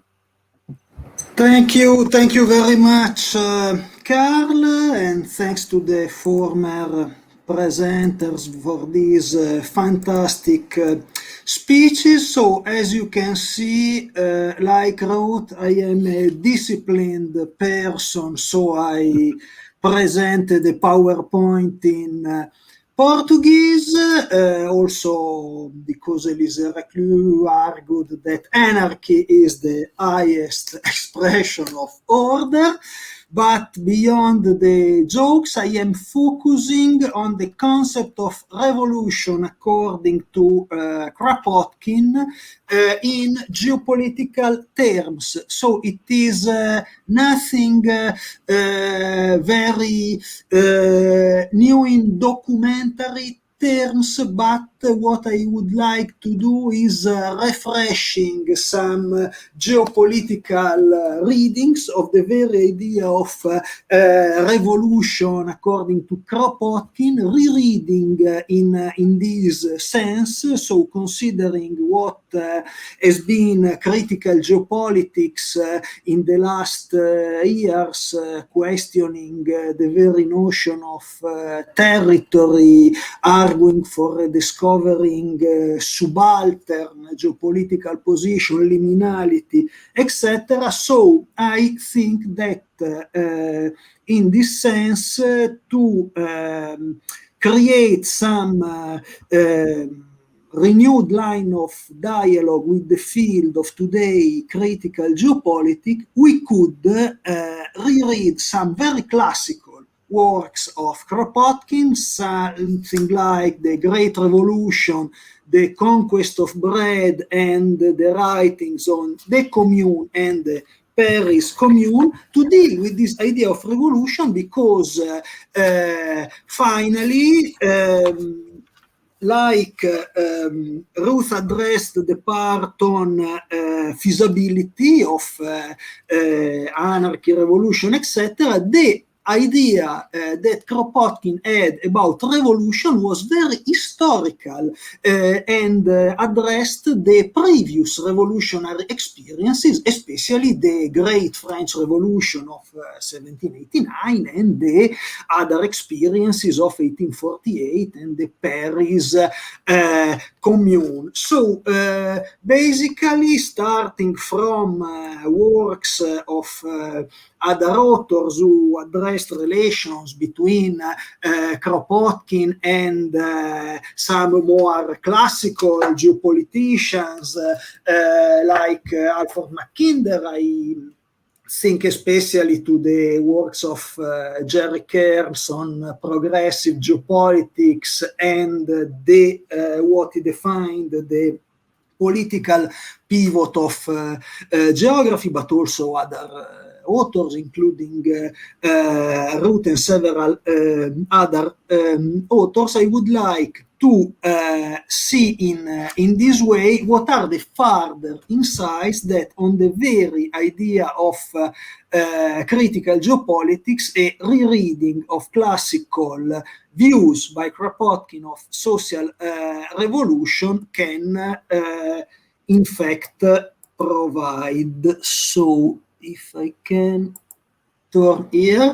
Okay, first, in the last year, a flourishing of definition of critical, subaltern, liminal, and non-statist geopolitics has characterized the field of international literature on political geographies, including on the almost oxymoron of anarchist geopolitics, so in the sense of ideas of space and real power outside the ideas of the state and the very modern and European invention of territory as bounded space under the joke of some political power that geopolitics try periodically to overtake. So if we find the first example of analysis, this is the most famous figure by Mackinder of the global areas of influence, especially the rivalry of the Age of the Empire between the British and the Russian Empire. I like to see something like an upsetting, an overturning of this idea, although this image is of 20 years older than the map of Mackinder of the Heartland. This is a map drawn by Charperon for the new universal geography of Reclus, but strongly based on Kropotkin's collaboration to this work about Asia and Russia. So trying to see an alternative global reading of the balance of powers. So here in this figure and in this quote about the two continental and maritime powers, respectively the Russian and the British Empire, this is the first anti-colonial reading of this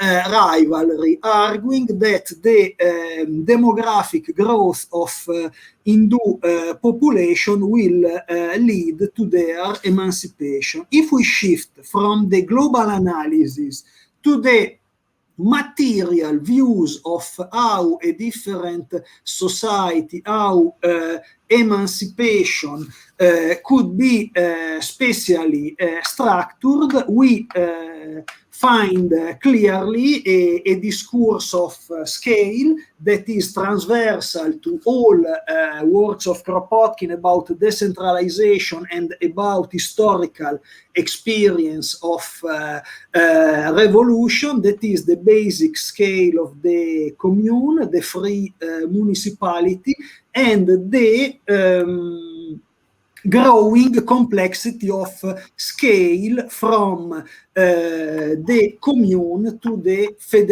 free federation of communes. This is important in relation to current critical geopolitics trying to get rid of traditional notions of states and territory, because this is something leading to a voluntaristic view of space, and this is also something introducing elements challenging, for instance, the dichotomy between urban and rural environment that was a commonplace of classical geographical readings. What is important is that this is strongly historically grounded in Kropotkin works about the great French Revolution, starting from his classical book La Grande Révolution, but also addressing the following experiences of French and European revolution, basically leading to classical readings of the opposition between a possibly authoritarian revolution and a possibly libertarian revolution in classical anarchist thinking. But what I would highlight here is that this is strictly associated with reading of space, with questioning of the dichotomy between urban and rural spaces, and with the association of this consideration of external agency from the traditional center like Paris as clearly part of an authoritarian critiques that is also linked to the material aspects of revolution, such as food and the need that the cities were fed in some way by the countryside. So authoritarian measures, and here you find the classical anti-Jacobin polemics of Kropotkin and of his fellows like Jöns, Guillaume, associated with the idea that both the people of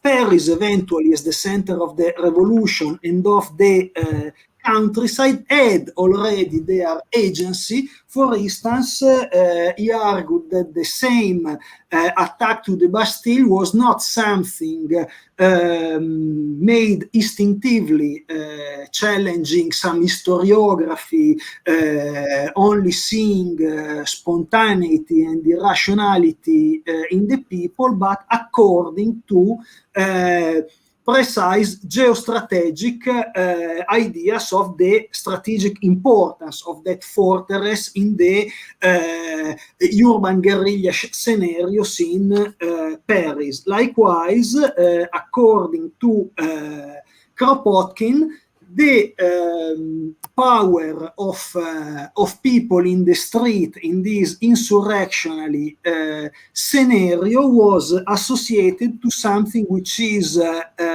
beyond what we could call a traditional geostrategy, but something that could be argued as an anti-militarist geostrategy, so based on the idea that soldiers would desert against the people, refusing to attack basically their popular people fellows.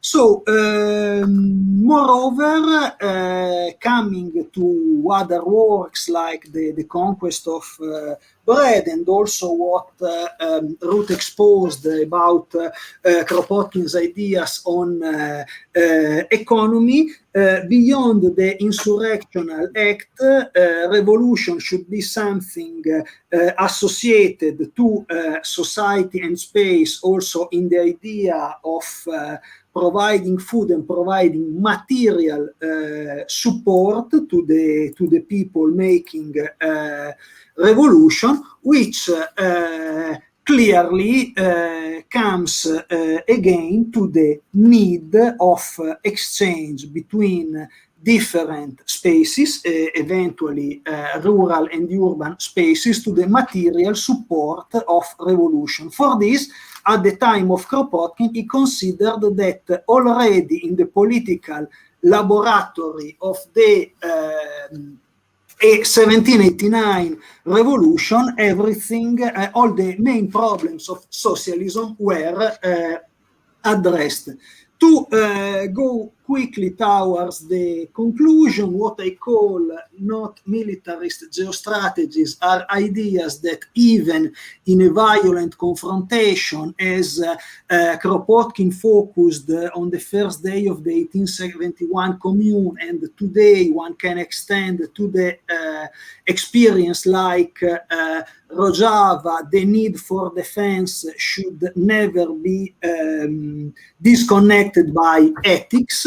And second, the idea that this idea of non-statist organization of the worlds come well beyond the local, matching what Pascal said about geography and globality. In this sense, clearly the anti-Malthusian position of Kropotkin and the anarchist geographers applied to also the history of the French Revolution can match more recent debates on the global South. Just to show this map map chiming with the discourse developed by Ruth is a map of Charperon exposing the population of the world,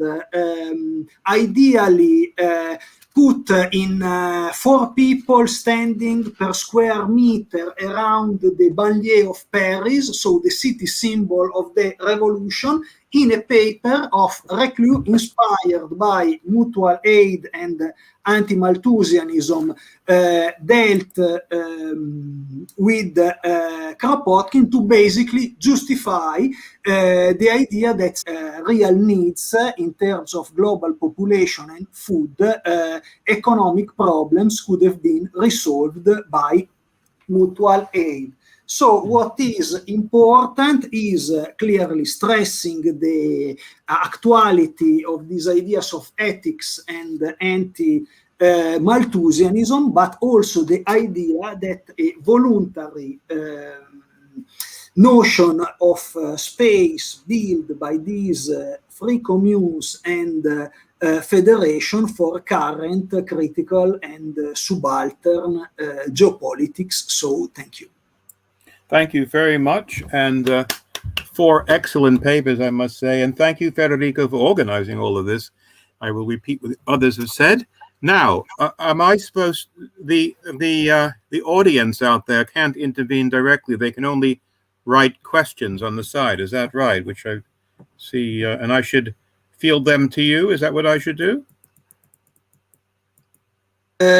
Yes, in principle. For instance, there are questions already. Yeah, there are several questions. Yeah. Speakers. There are translations in the private chat of the ones that are in Portuguese. Right. Yeah, whatever I have, the ones I have are all in English. I don't know if I'm missing something. Well, the first question, I don't think is to anyone individually. It's actually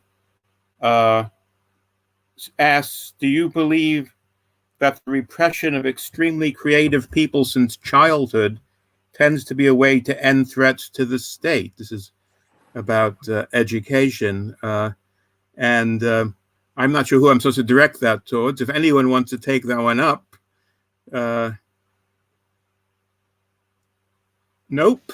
Can I just take up? I mean, I think, you know, my reading of 19th century anarchism is actually that anarchists tend to think that everybody is extremely creative if they're given a chance to express themselves. So I don't think it's about a subset of people, but I think something in there's clearly some, you know, a very strong current of thought within anarchism, which is deeply concerned about the ways in which children are institutionalized through state schooling and, you know, prisons for little ones, as Kropotkin called them. You know, so, yeah, I mean, broadly, yes, but I don't think, you know, you can identify a cohort of extremely creative people. I think we're all creative. Yeah, that's right, because then it's elitist. But it is interesting because if you think about the 20th century anarchists, they kind of get there. I mean, the post-45 people, in a way, Goodman, in a way, does that, I suppose, in a certain sense, even in Growing Up Absurd, I suppose, but in a very masculinist way. But anyway, we won't go there. The next question is to Sarah. And actually, I was going to ask you the same thing in any language.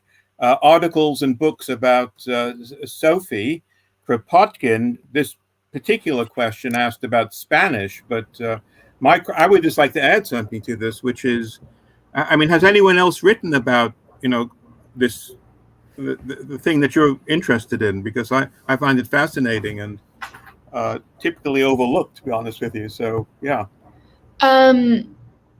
Yeah, thank you. So Sophie spoke many languages. I don't think she spoke Spanish. In terms of translations, there's a zine. I'm trying to think where I found it, called La Frondeuse, I think, that has collected a few English translations of her work. She wrote a piece about intensive farming in Flanders. She wrote a piece about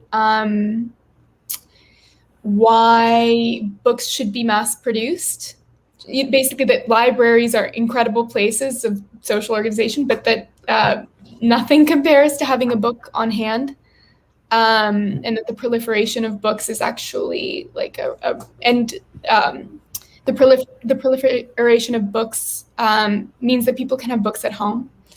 So there, and then she also wrote like a letter to the editor about she'd been walking on the beaches of Bromley and had seen a bunch of insects wash up on the shore.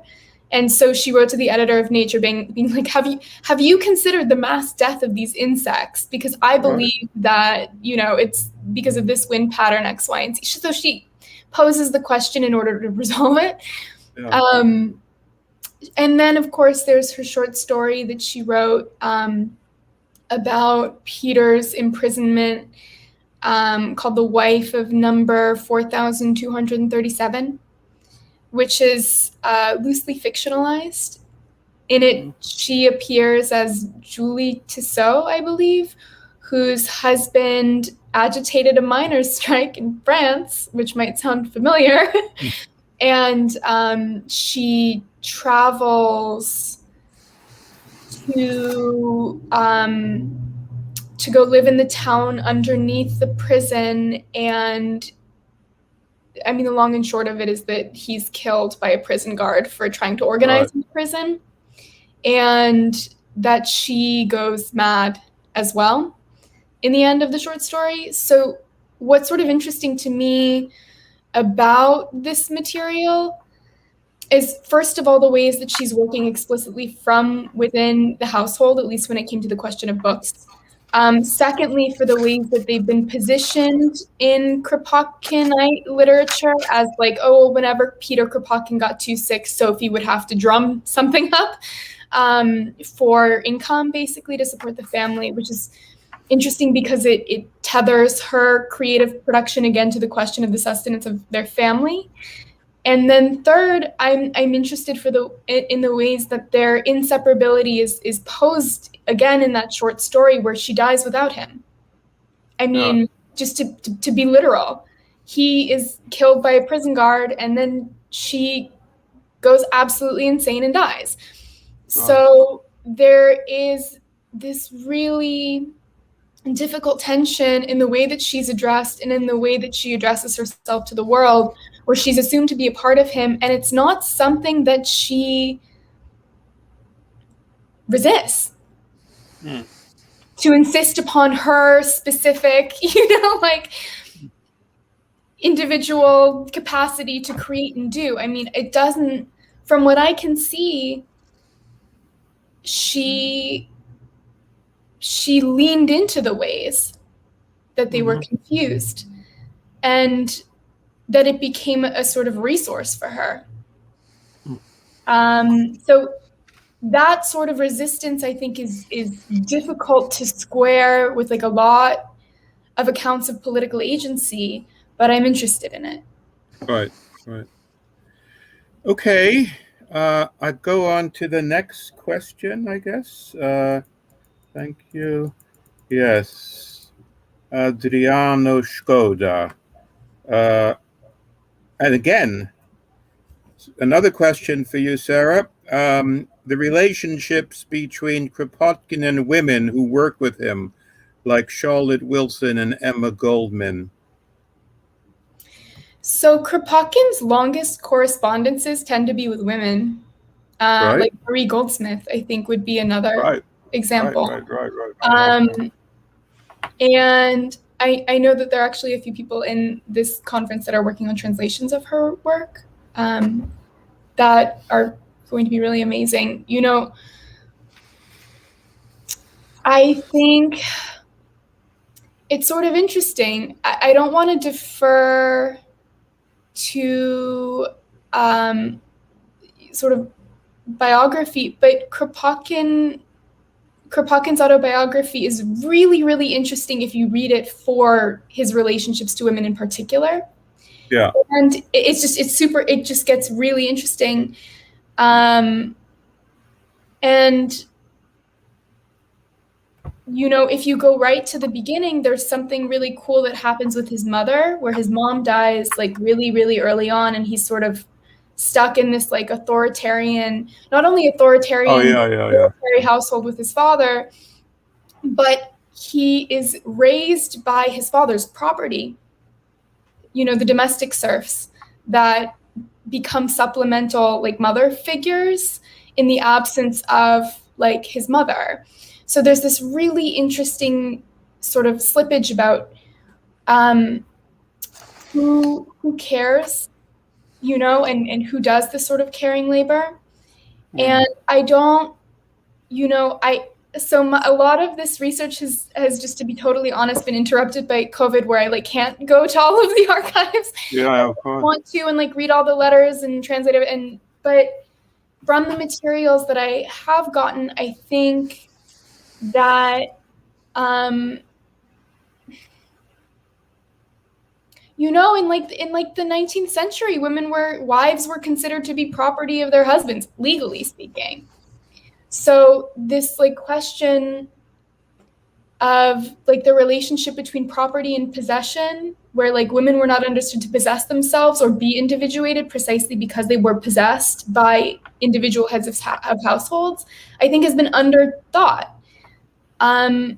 And if you read it into Kropotkin, you see his history a little differently, and you see mutual aid a little differently. When it comes to his correspondences with like other scientists, women scientists, you would have to read that through ongoing agitation to have women work in universities, which he was a proponent of.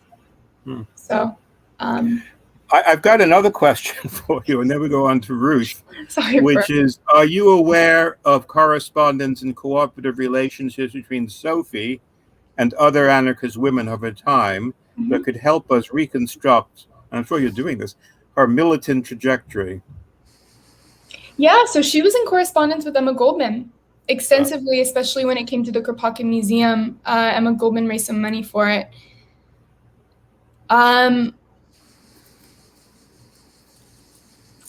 Yeah, you know, I have to really, like, I'm so looking forward to getting into these archives that I've been like waiting to go to for a year and a half. But from what I can tell, I think she has like these really interesting friendships that are sometimes mediated by the political activities of her husband. I think it remains a sort of persistent problem.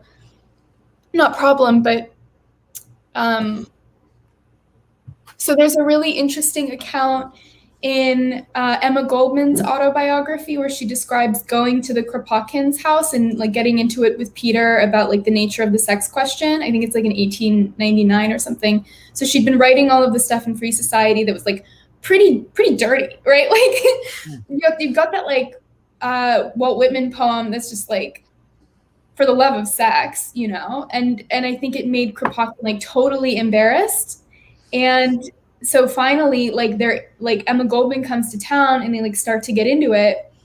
And Kropotkin is like, listen, like women's liberation, all on board, this question of sex, so irrelevant, could not be less irrelevant to the question of social life or social relations. And then he says this sort of thing like that Emma Goldman quotes, which is, when women like share men's like intellectual ideals or something, like it's a matter of brains and they'll be as free as him and X, Y. So it's like this constant posing of the question in like terms of like the universal rationality that's presumed to be masculine. Yeah. And it's like a point of tension in Kropotkin's conversations with women, just to like loop back around to the first question. And actually what's so incredible about Emma Goldman's account is that as they're getting into the fight, like Sophie, she describes Sophie like in the background knitting a dress for her daughter, Alexandra. So it's like Sophie's not even participating in like the bringing of the sex question into like the embattled space of politics or dialogue or conversation. Sophie is literally in the background like doing a domestic chore. Yeah. And it's almost like this jab at Kropotkin, and Emma Goldman is like, has this great quote, like even revolutionary men do not want their wives to be revolutionary. So, yeah, I saw, Federico, you look like you wanted to say something. I'm so dying to like cease to talk. So okay, you can cease to talk now, Federico. I can just, we just had something on that about the correspondences between Kropotkin and some women.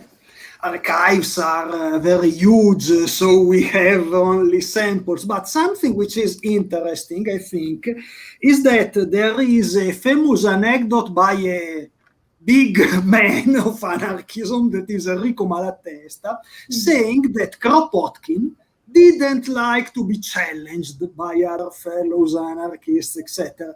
But in some correspondences and anecdotes from women who had militant and scholarly relation with him, I think that he was often challenged. It is the case with some letters that he received from Nanny Dryhurst, the Irish activist, some letters from Louise Michel, even commenting on their household and the managing of the house animals. There was this cat which stayed at the house of Louise Michel. So including also domestic aspects of life. And then Sarah evoked this famous anecdote on the discussion with Emma Goldman, etc. So I think that Sarah, there is a lot of fascinating work there. And when you have the occasion to go to the archives in Moscow, I don't know, my impression is that I don't know if it is feasible because it is really very big, but as a first impression, I felt that the archives of Sophie Kropotkin, that is the correspondence dealt by Sophie, is not smaller than the correspondence dealt by Piotr.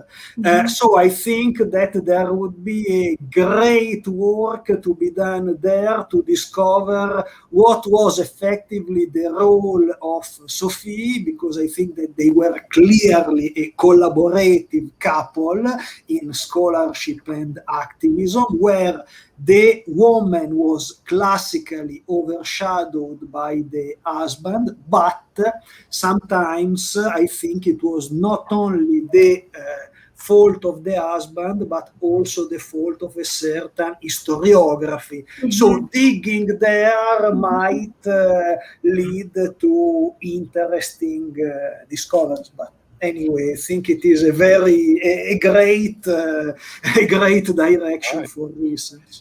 I mean, just to follow up quickly, I think the question of like collective or shared authorship of his work is so fascinating. And one of the things that I would be interested in seeing, and I don't know if they exist, but I know that she edited his work because he says so in his memoirs. You know, that she was a quote severe literary critic of my writing. You know, and so there's something there. And, you know, I keep going to mutual aid because it is the most forceful argument against the existence of something like single authorship. You know, and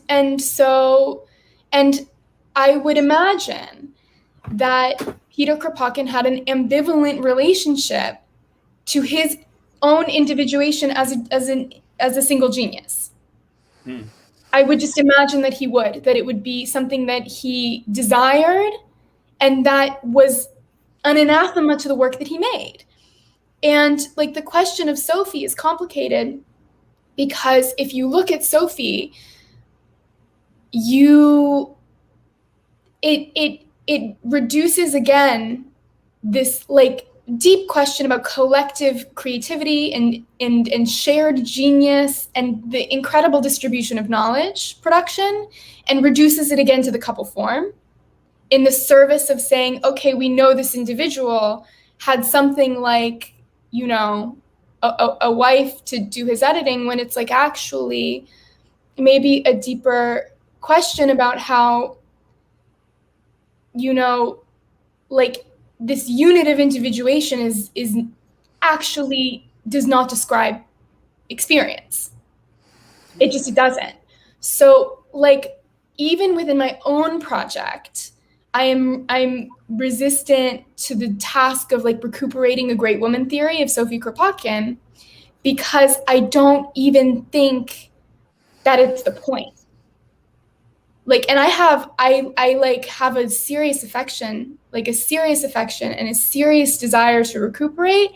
And I also know that project serves again this final attribution or individuation that is never the point of any of this. So that's sort of why I'm turning to mutual aid and trying to look at the ways that Peter,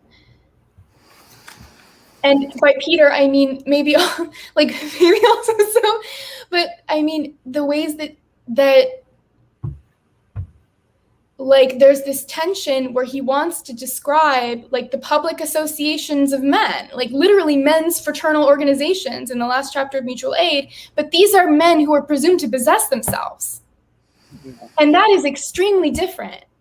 That is extremely different than what he describes as like the mutual aid, the alliance of the mothers in the last section, who are taking care of children who are not their own.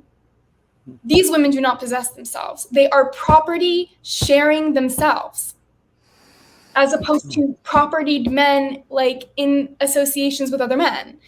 So there is this like deeper point that has to do with like the literal foundation of his anarchy that is ruptured and impossible when you start to look at his lived reality and the lived reality of anybody, which is dispossessive and shared and the result of dependency, fundamentally, you know, in fundamentally asymmetrical ways. Thank you. I've got a question for Ruth. What are Kropotkin's contributions to our economic organization in imminent ecological collapse? Which I think you actually started talking about at the end of your paper. Yeah, thank you. So I suppose just as a starter, my reading of Kropotkin is, I don't think he's a social ecologist as we would understand someone like Murray Bookchin, but I think ecology is written into what Kropotkin has to say about the economy in anarchy, because he is a geographer. So he understands that, so I think he disputes the idea of endless abundance. I think he disputes, although he is enthusiastic about technology, he thinks that we can shape the world in particular ways. But I don't think, one of the things that preoccupies him in the early part of the 20th century is the idea of global warming, which he doesn't think is to do with human intervention. In fact, he explicitly rules it out. He thinks it's a natural phenomena, but he predicts that the Earth is going to get warmer and warmer, that there's going to be desertification, and that this has implications for migration, movements of peoples, and production, and what we can, how we have to adjust to this. So he has this sort of built into his thinking. Bruce, can I just ask you something in the middle of it, because this is fascinating. Has that been reproduced? Because it would be such a, for the general public, would be such an interesting. So that the paper that he published you can get it online. Yeah. Although it's quite difficult to find, but at the time it was. The stuff that he was writing about is I think it's called "Is the Earth Warming Up?" Yeah. This was global news. This was syndicated across the press, the mainstream press, Kropotkin's paper. And he wasn't, like most things that Kropotkin did, he was intervening into a debate. He wasn't inventing stuff. But he because he had a particular take on it, I guess it caught people's imagination. Anyway, my point is that although he doesn't think as as someone like Bookchin does, as sort of ecology central, I think it's there. So in that sense, I think he has something to say to us. I think the other thing that Kropotkin, which is, you know, incredibly radical and hard to contemplate, I guess, is that, you know, Kropotkin's major proposal for global transformation of the economy is to end specialization and the global division of labor. Right. You know, so basically he wants us to think about what can be produced within, I mean, ecological economists talk about 15-minute environments. So what can you do within 15 minutes of walking from your home?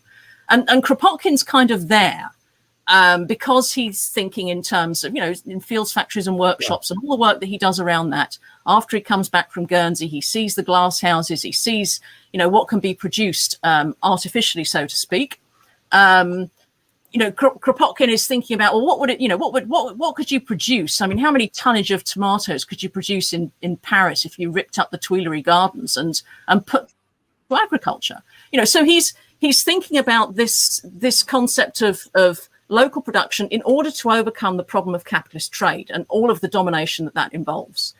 But he's also aware of the fact that, you know, there are two things that really preoccupy him, I suppose. One is, you know, if you enter into a period of crisis, which he thinks you will, i.e. a revolutionary crisis, what do you do about meeting the problem of famine? How do you address that? And he says, when it comes to Russia, that he underestimated that problem, even though he had been talking for years about, you know, the way that you win a revolution is actually, you know, through the conquest of bread. You have to feed people in order that they can sustain themselves when all the systems around them collapse. But within that, again, I think there is a kind of an ecological message. You know, if we're thinking about what we can do to sustain ourselves in moments of ecological collapse, imminent crisis, which a lot of people are now facing, that turns us towards a certain way of thinking about production. I don't think for a minute that Kropotkin, or I don't have confidence, I suppose, that Kropotkin would not have embraced some kinds of technologies that we now consider to be damaging and harmful, because he was very keen on being able to produce a whole range of stuff locally. But Kropotkin's basic plan, if you like, is an ecological plan. And I think the other thing that, you know, that I wanted to say, you know, in the paper is that, I'm getting lost in my own answer. The second thing, apart from famine, that he worries about in revolutionary crisis is, and now it's lost, is how you deal with, or how you deal with the problem of subsistence economics. So there are millions of people on the earth who are basically scraping a living, while a proportion of the world's population are living in huge abundance. And I think what he wants to say about that is, clearly that's an unsustainable and completely unjustified and immoral way of organizing your resources globally. But it does teach him, I think, that the only way that you're going to help people to resolve that problem, to address that problem of subsistence, is by sharing the knowledge that other people have about production in like areas of the world. And that, I think, is they're the things, I think, that we can take from Kropotkin's approach to well-being in order to think about our present situation. Just to end there, I mean, there's one point that Kropotkin sums up his vision of economic redevelopment, and he says, you know, we have to think about it, quote, as the study of the needs of humanity and of their economic means to satisfy them, end quote. And that replaces political economy, or what he calls, quote, the science of waste of energy under the system of wagedom. Right. And, you know, it's not an ecological insight, but it's the implications are relevant to, I think, the problems that we face. Right. I have another question for you. I'm not quite sure. I think I understand what it means. Mutual Aid is a book written in response to Huxley. We know that. And also what geography should be is a debate with Mackinder. And this intervention says, but Kropotkin did not have a linguistic style that was controversial. I think what he's trying to say, and this is he, Adriano Skoda, does this type of debate dispute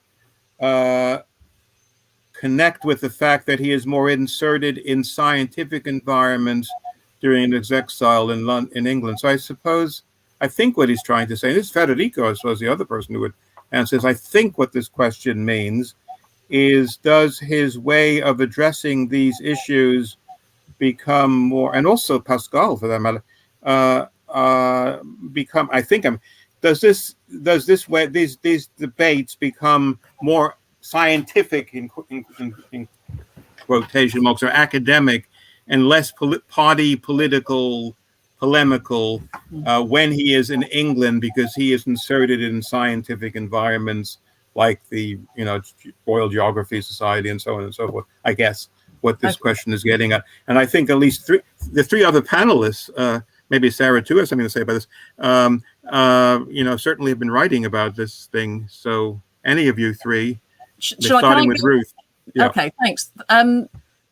So I think the distinction between, or the kind of the dichotomy between England science and France revolution can be overplayed. I mean, for one, so I mean, Kropotkin is writing, for freedom. He's writing for the press, the anarchist press all over the place. He's writing pamphlets. He's writing all kinds of stuff. So, my view of Kropotkin is that he tries to tap into as many audiences as he possibly can. Right. And his publishing strategy is to always ensure, I mean, there are endless letters, and I'm sure Federico has read them too. They're very dull, but they are repetitive. He is forever talking to his translators and his publishers about getting cheap editions out. It's a preoccupation with him. So when he writes, we might look back and think, oh gosh, this is a bit scientific, it's a bit academic. I don't think he necessarily thought of it like that. Clearly, though, mutual aid was written as a series of articles for the 19th century, so it's directed towards a particular audience. Huxley is one of the people that he uses, if you like, as a hanger for the arguments. But it's not just a book about Huxley or in reply to Huxley, or even just a reply to social Darwin.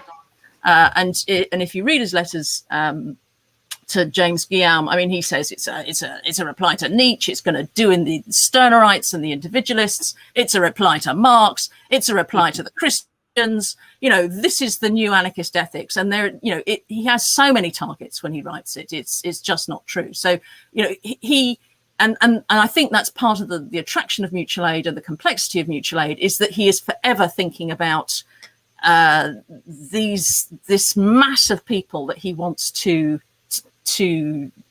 refute. Right.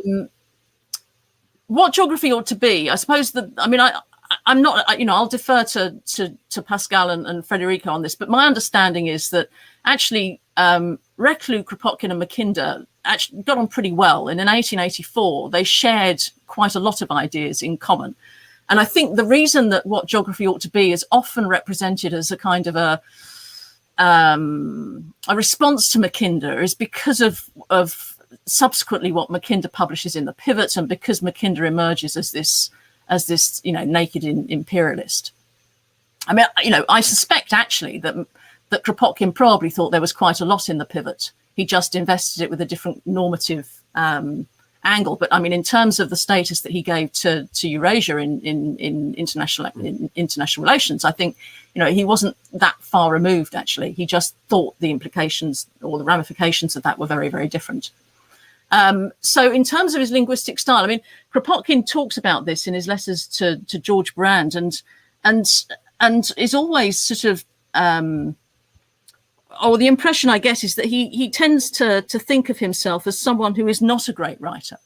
He's not Turgenev. He's not one of the great Russian literary people. He's someone who is trying to get a message out there. And I mean, just to pick up on something that Federico was talking about, and one of the first points he makes in The Great Revolution is it's about the idea. If we can get the ideas out there, if we can convince people that actually the world works in ways that they don't necessarily get from the mainstream, then actually that's half the battle won.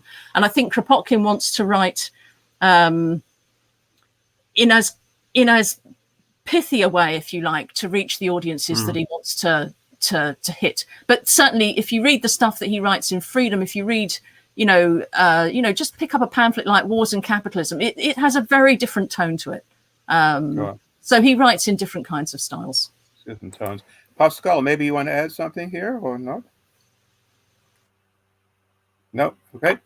Okay. I mean, I can. Like, I totally agree with Ruth, Mackinder, and what geography ought to be. I think just in terms of the dates, it doesn't work out because Mackinder is much, much younger than Kropotkin.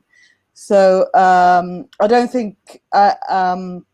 And also, like, I would agree with that. There is a sort of very structural similarity in terms also how they both use like the theory of evolution as a sort of basis for geopolitical arguments, obviously in a very different way, because Kropotkin's reading of is one of mutual aid, whereas Mackinder's one is one of like the more classically social Darwinist, one of like confrontation and conflict and so forth, which then leads to a completely different geopolitics, if you will, one that is about global cooperation, collaboration and so forth, versus one that sees these inevitable conflicts and tensions. As regards the linguistic style, I would also say that it's more a question of register than one of sort of different languages and places. I think he's partly to blame for that himself, because he himself like comes up with this narrative of, oh, in England I'm thought of as a scientist, and in France it's something that he promotes himself, but I think it has more to do with the certain formats in which he publishes. I'm not sure I entirely agree with that he is not polemic. I'm thinking here of like the treatment that poor Weissman gets in his like later articles. I would, and he's definitely, I mean, I think he can be quite a sharp writer when he's not agreeing, especially I think, and that is perhaps like even more in his scientific writings, if he feels that he really has, that this is not a matter of opinion, but this is a matter of something that has been proven in a certain way. And I think he can be, I'd say he can be like quite, maybe the actual phrasing of it is more corresponding to the certain style of this sort of public scientific journalism that he does. And if you want even more by, let's say, like read his letters to the editors, that's when he gets. All right. Okay. Federico. Yes, if I can just add, I think that as both Ruth and Pascal suggested, there are some retrospective readings on that. So, for instance, the idea that Kropotkin opposed a very exciting revolutionary French-speaking milieu to a boring England is something I think suggested by Woodcock on the grounds of years anyway before 1886 in the trajectory of Kropotkin, because in the following 30 years in England, clearly, as Ruth recalled, he worked for different publics to disseminate his ideas, and from his correspondences it is absolutely clear that there were militant intentions and also polemic intention, not disconnected from a certain personal vanity, because as Pascal said, there are some points that he argued to be science, etc. So he didn't like a certain kind of challenges. He was furious against a lot of people in the scientific field, discussing with the publisher, but always, I think, within the strategy of entering a certain scientific environment, also I think to acquire some authority to can also speak of politics and make propaganda. On linguistic style, I don't know, I think that the matter that we should consider is that is all his life long something writing in a languages that are not his native language. He was clearly more familiar and more comfortable with French than with English for writing, etc. So it is quite difficult to assess, but there are clearly intentions coming well beyond linguistic style. Just to say that on this matter of linguistic style, it was suggested that he cared basically to the contents. It was also in quite contrast with Reclus, who, writing in French, was very, very proud of his writing style, but clearly it was his own language. Right. Okay, I've got another question for you, Federico, which is, the commune is a territorial expression of the free association of producers, but also a territorial expression, I think, is what this question's asking. So, in other words, this duality, how do you discuss that on a global scale? But so I think that the map that I showed about representation of global population could be already an insight about the globalization of these works. So the idea that one should look scientifically, according to Kropotkin, to both production and consumption. So I think that this was basically the sense of the idea of producers and territorial association. The globality, according to Kropotkin, comes from the idea that with the Industrial Revolution and with the insurrections of 1848, it was no longer the ideal of the commune of the Middle Ages that should structure an alternative spatiality, but it was the own globalization of his time, which in a certain way compelled the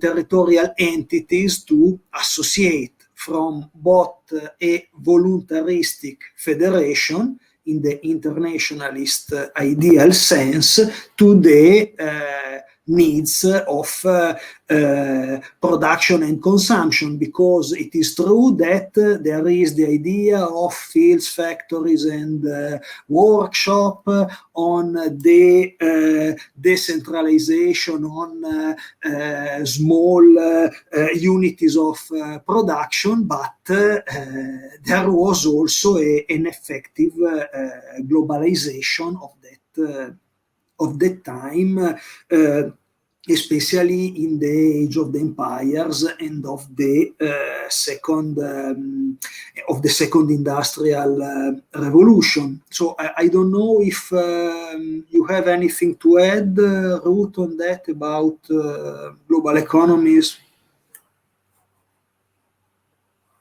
Sorry, I couldn't finally unmute. No, I agree. Yeah, no, I think I fully agree with what you've said. I think, well, I mean, I guess the background to it is partly the sort of the association that the medieval commune has through Proudhon's writing with a kind of monastic communism, which Kropotkin is very keen to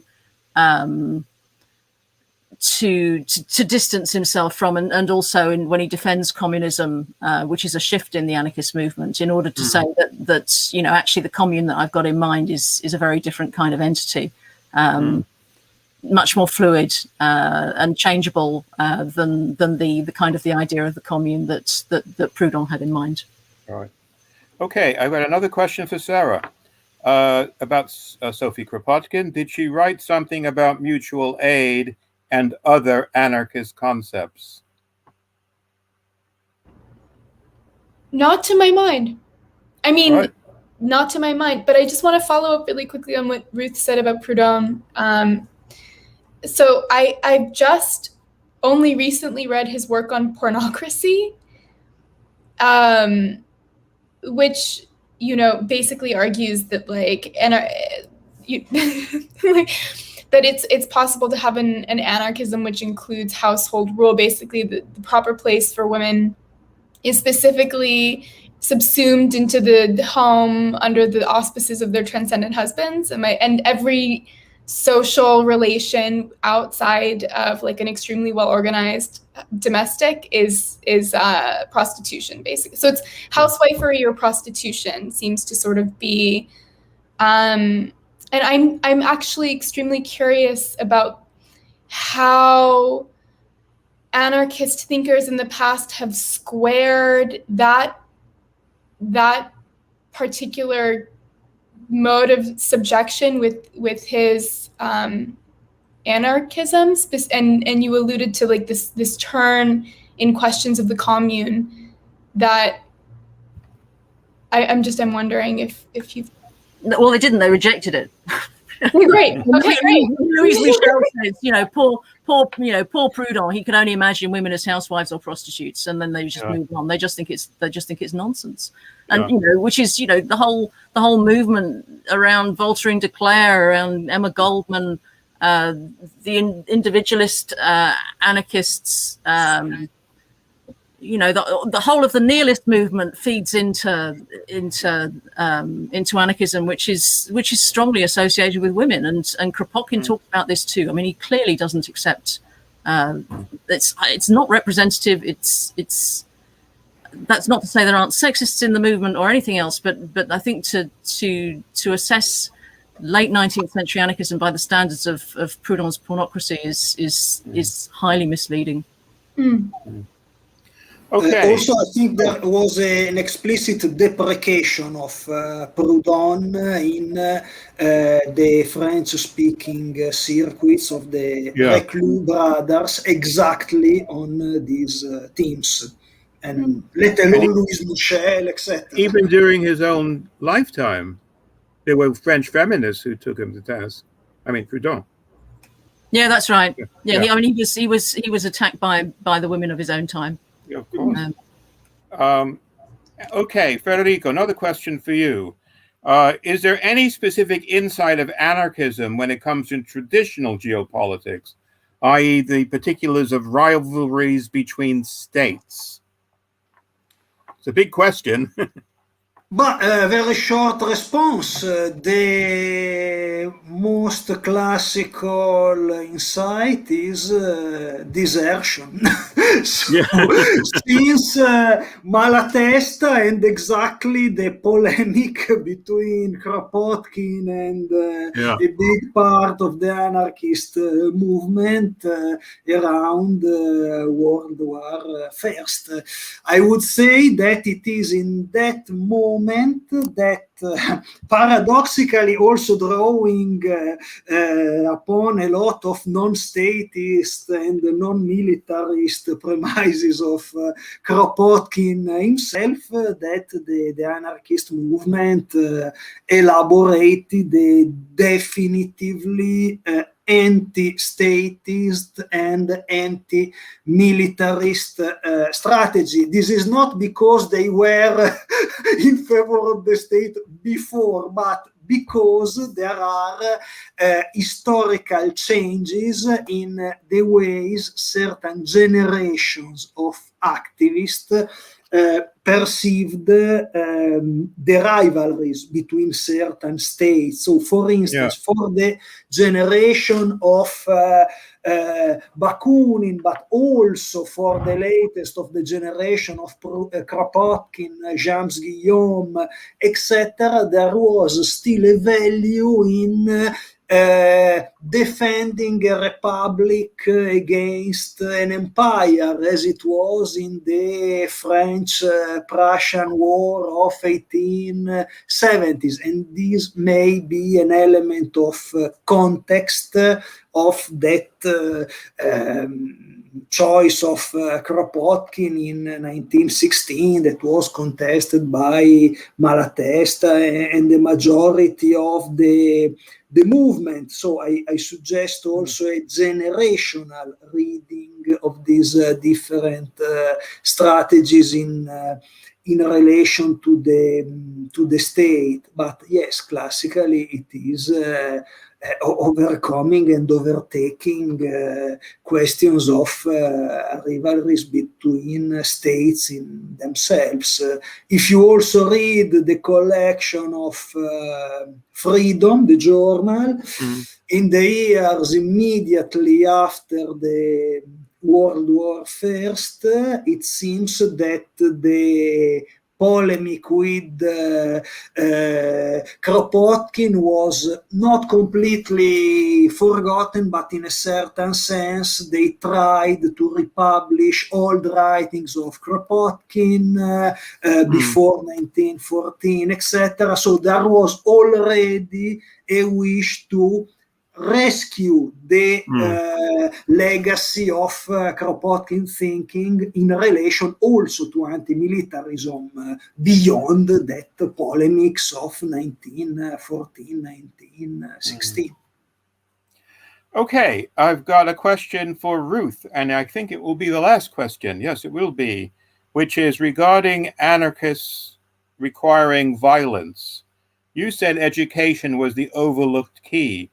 But what if their point is violence will trample, if their point is violence will trample on these educational efforts, i.e. that, their educational efforts will be destroyed by violent individuals or states or whatever. I guess that's what this person's getting at. How do you have educationalism without, some way of protecting your institutions? Yeah, so, thank you, Peterson. So the point I want to make is that I want to suggest that education is the mainframe and not revolution. And the reason I want to suggest that is not because I don't think anarchism is not revolutionary or that Kropotkin was not revolutionary in the sense that he imagined a complete transformation. So something which, in Landau's language was not superficial. This was wide-ranging. It was revolutionary.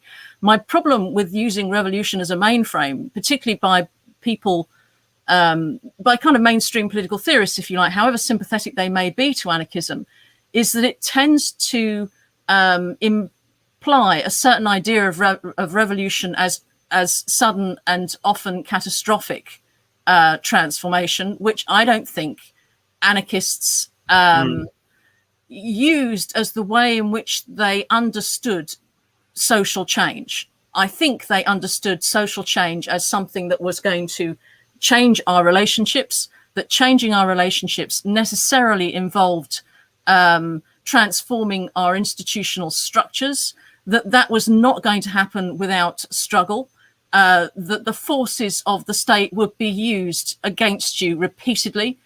They had, they'd seen the commune, they'd seen what happened. They saw the Pinkertons, they saw the violence. They knew it was there. But what they weren't doing was thinking about how do we move from anarchism through a period of kind of crisis change from the state to anarchy. How do we make that move?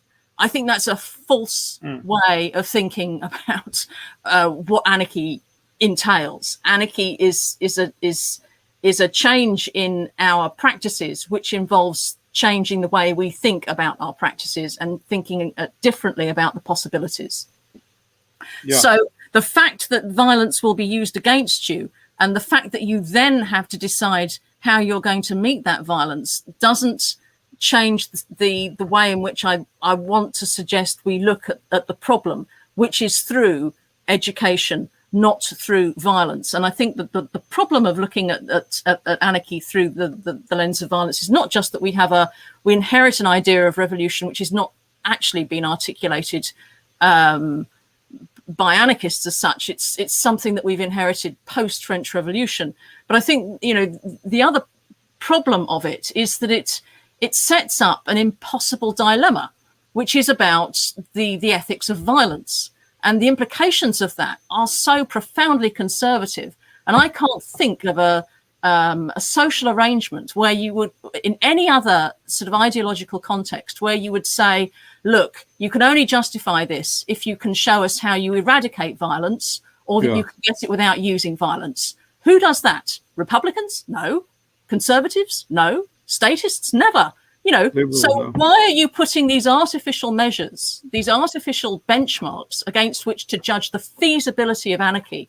You know, and once you get rid of that framework and you start thinking about it in terms of, you know, it's education, it's propaganda.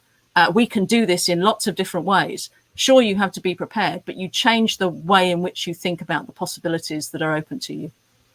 Yeah, it's interesting because, of course, you talk about constitutions and anarchists recently, and I'm just thinking about Russia, and we know that the SRs, the socialist revolutionaries, killed far more people than anarchists, tens of thousands of czarist officials, and they've always got a free pass by lots of English liberals, because they were doing it in a situation where there was no constitutional state, and since there's no constitutional state, liberals allowed to act like anarchists, you know. Yeah, which is the critique that the anarchists were making of the Republican regimes, you know, post 1870, and the same argument they were making in America. You know, so you've got this constitution which you say is going to guarantee you freedom and rights, and look what happens. Yeah, and the other point I make, if I can, is there is a point to all of this. You know, the post 1945 anarchists like Andrew Cornell talks about, you know, there's that new formulation, which is revolutionary pacifism in the shadow of nuclear destruction, joined up with education. I mean, that's what, these intellectuals of the period 1940s to 1960s.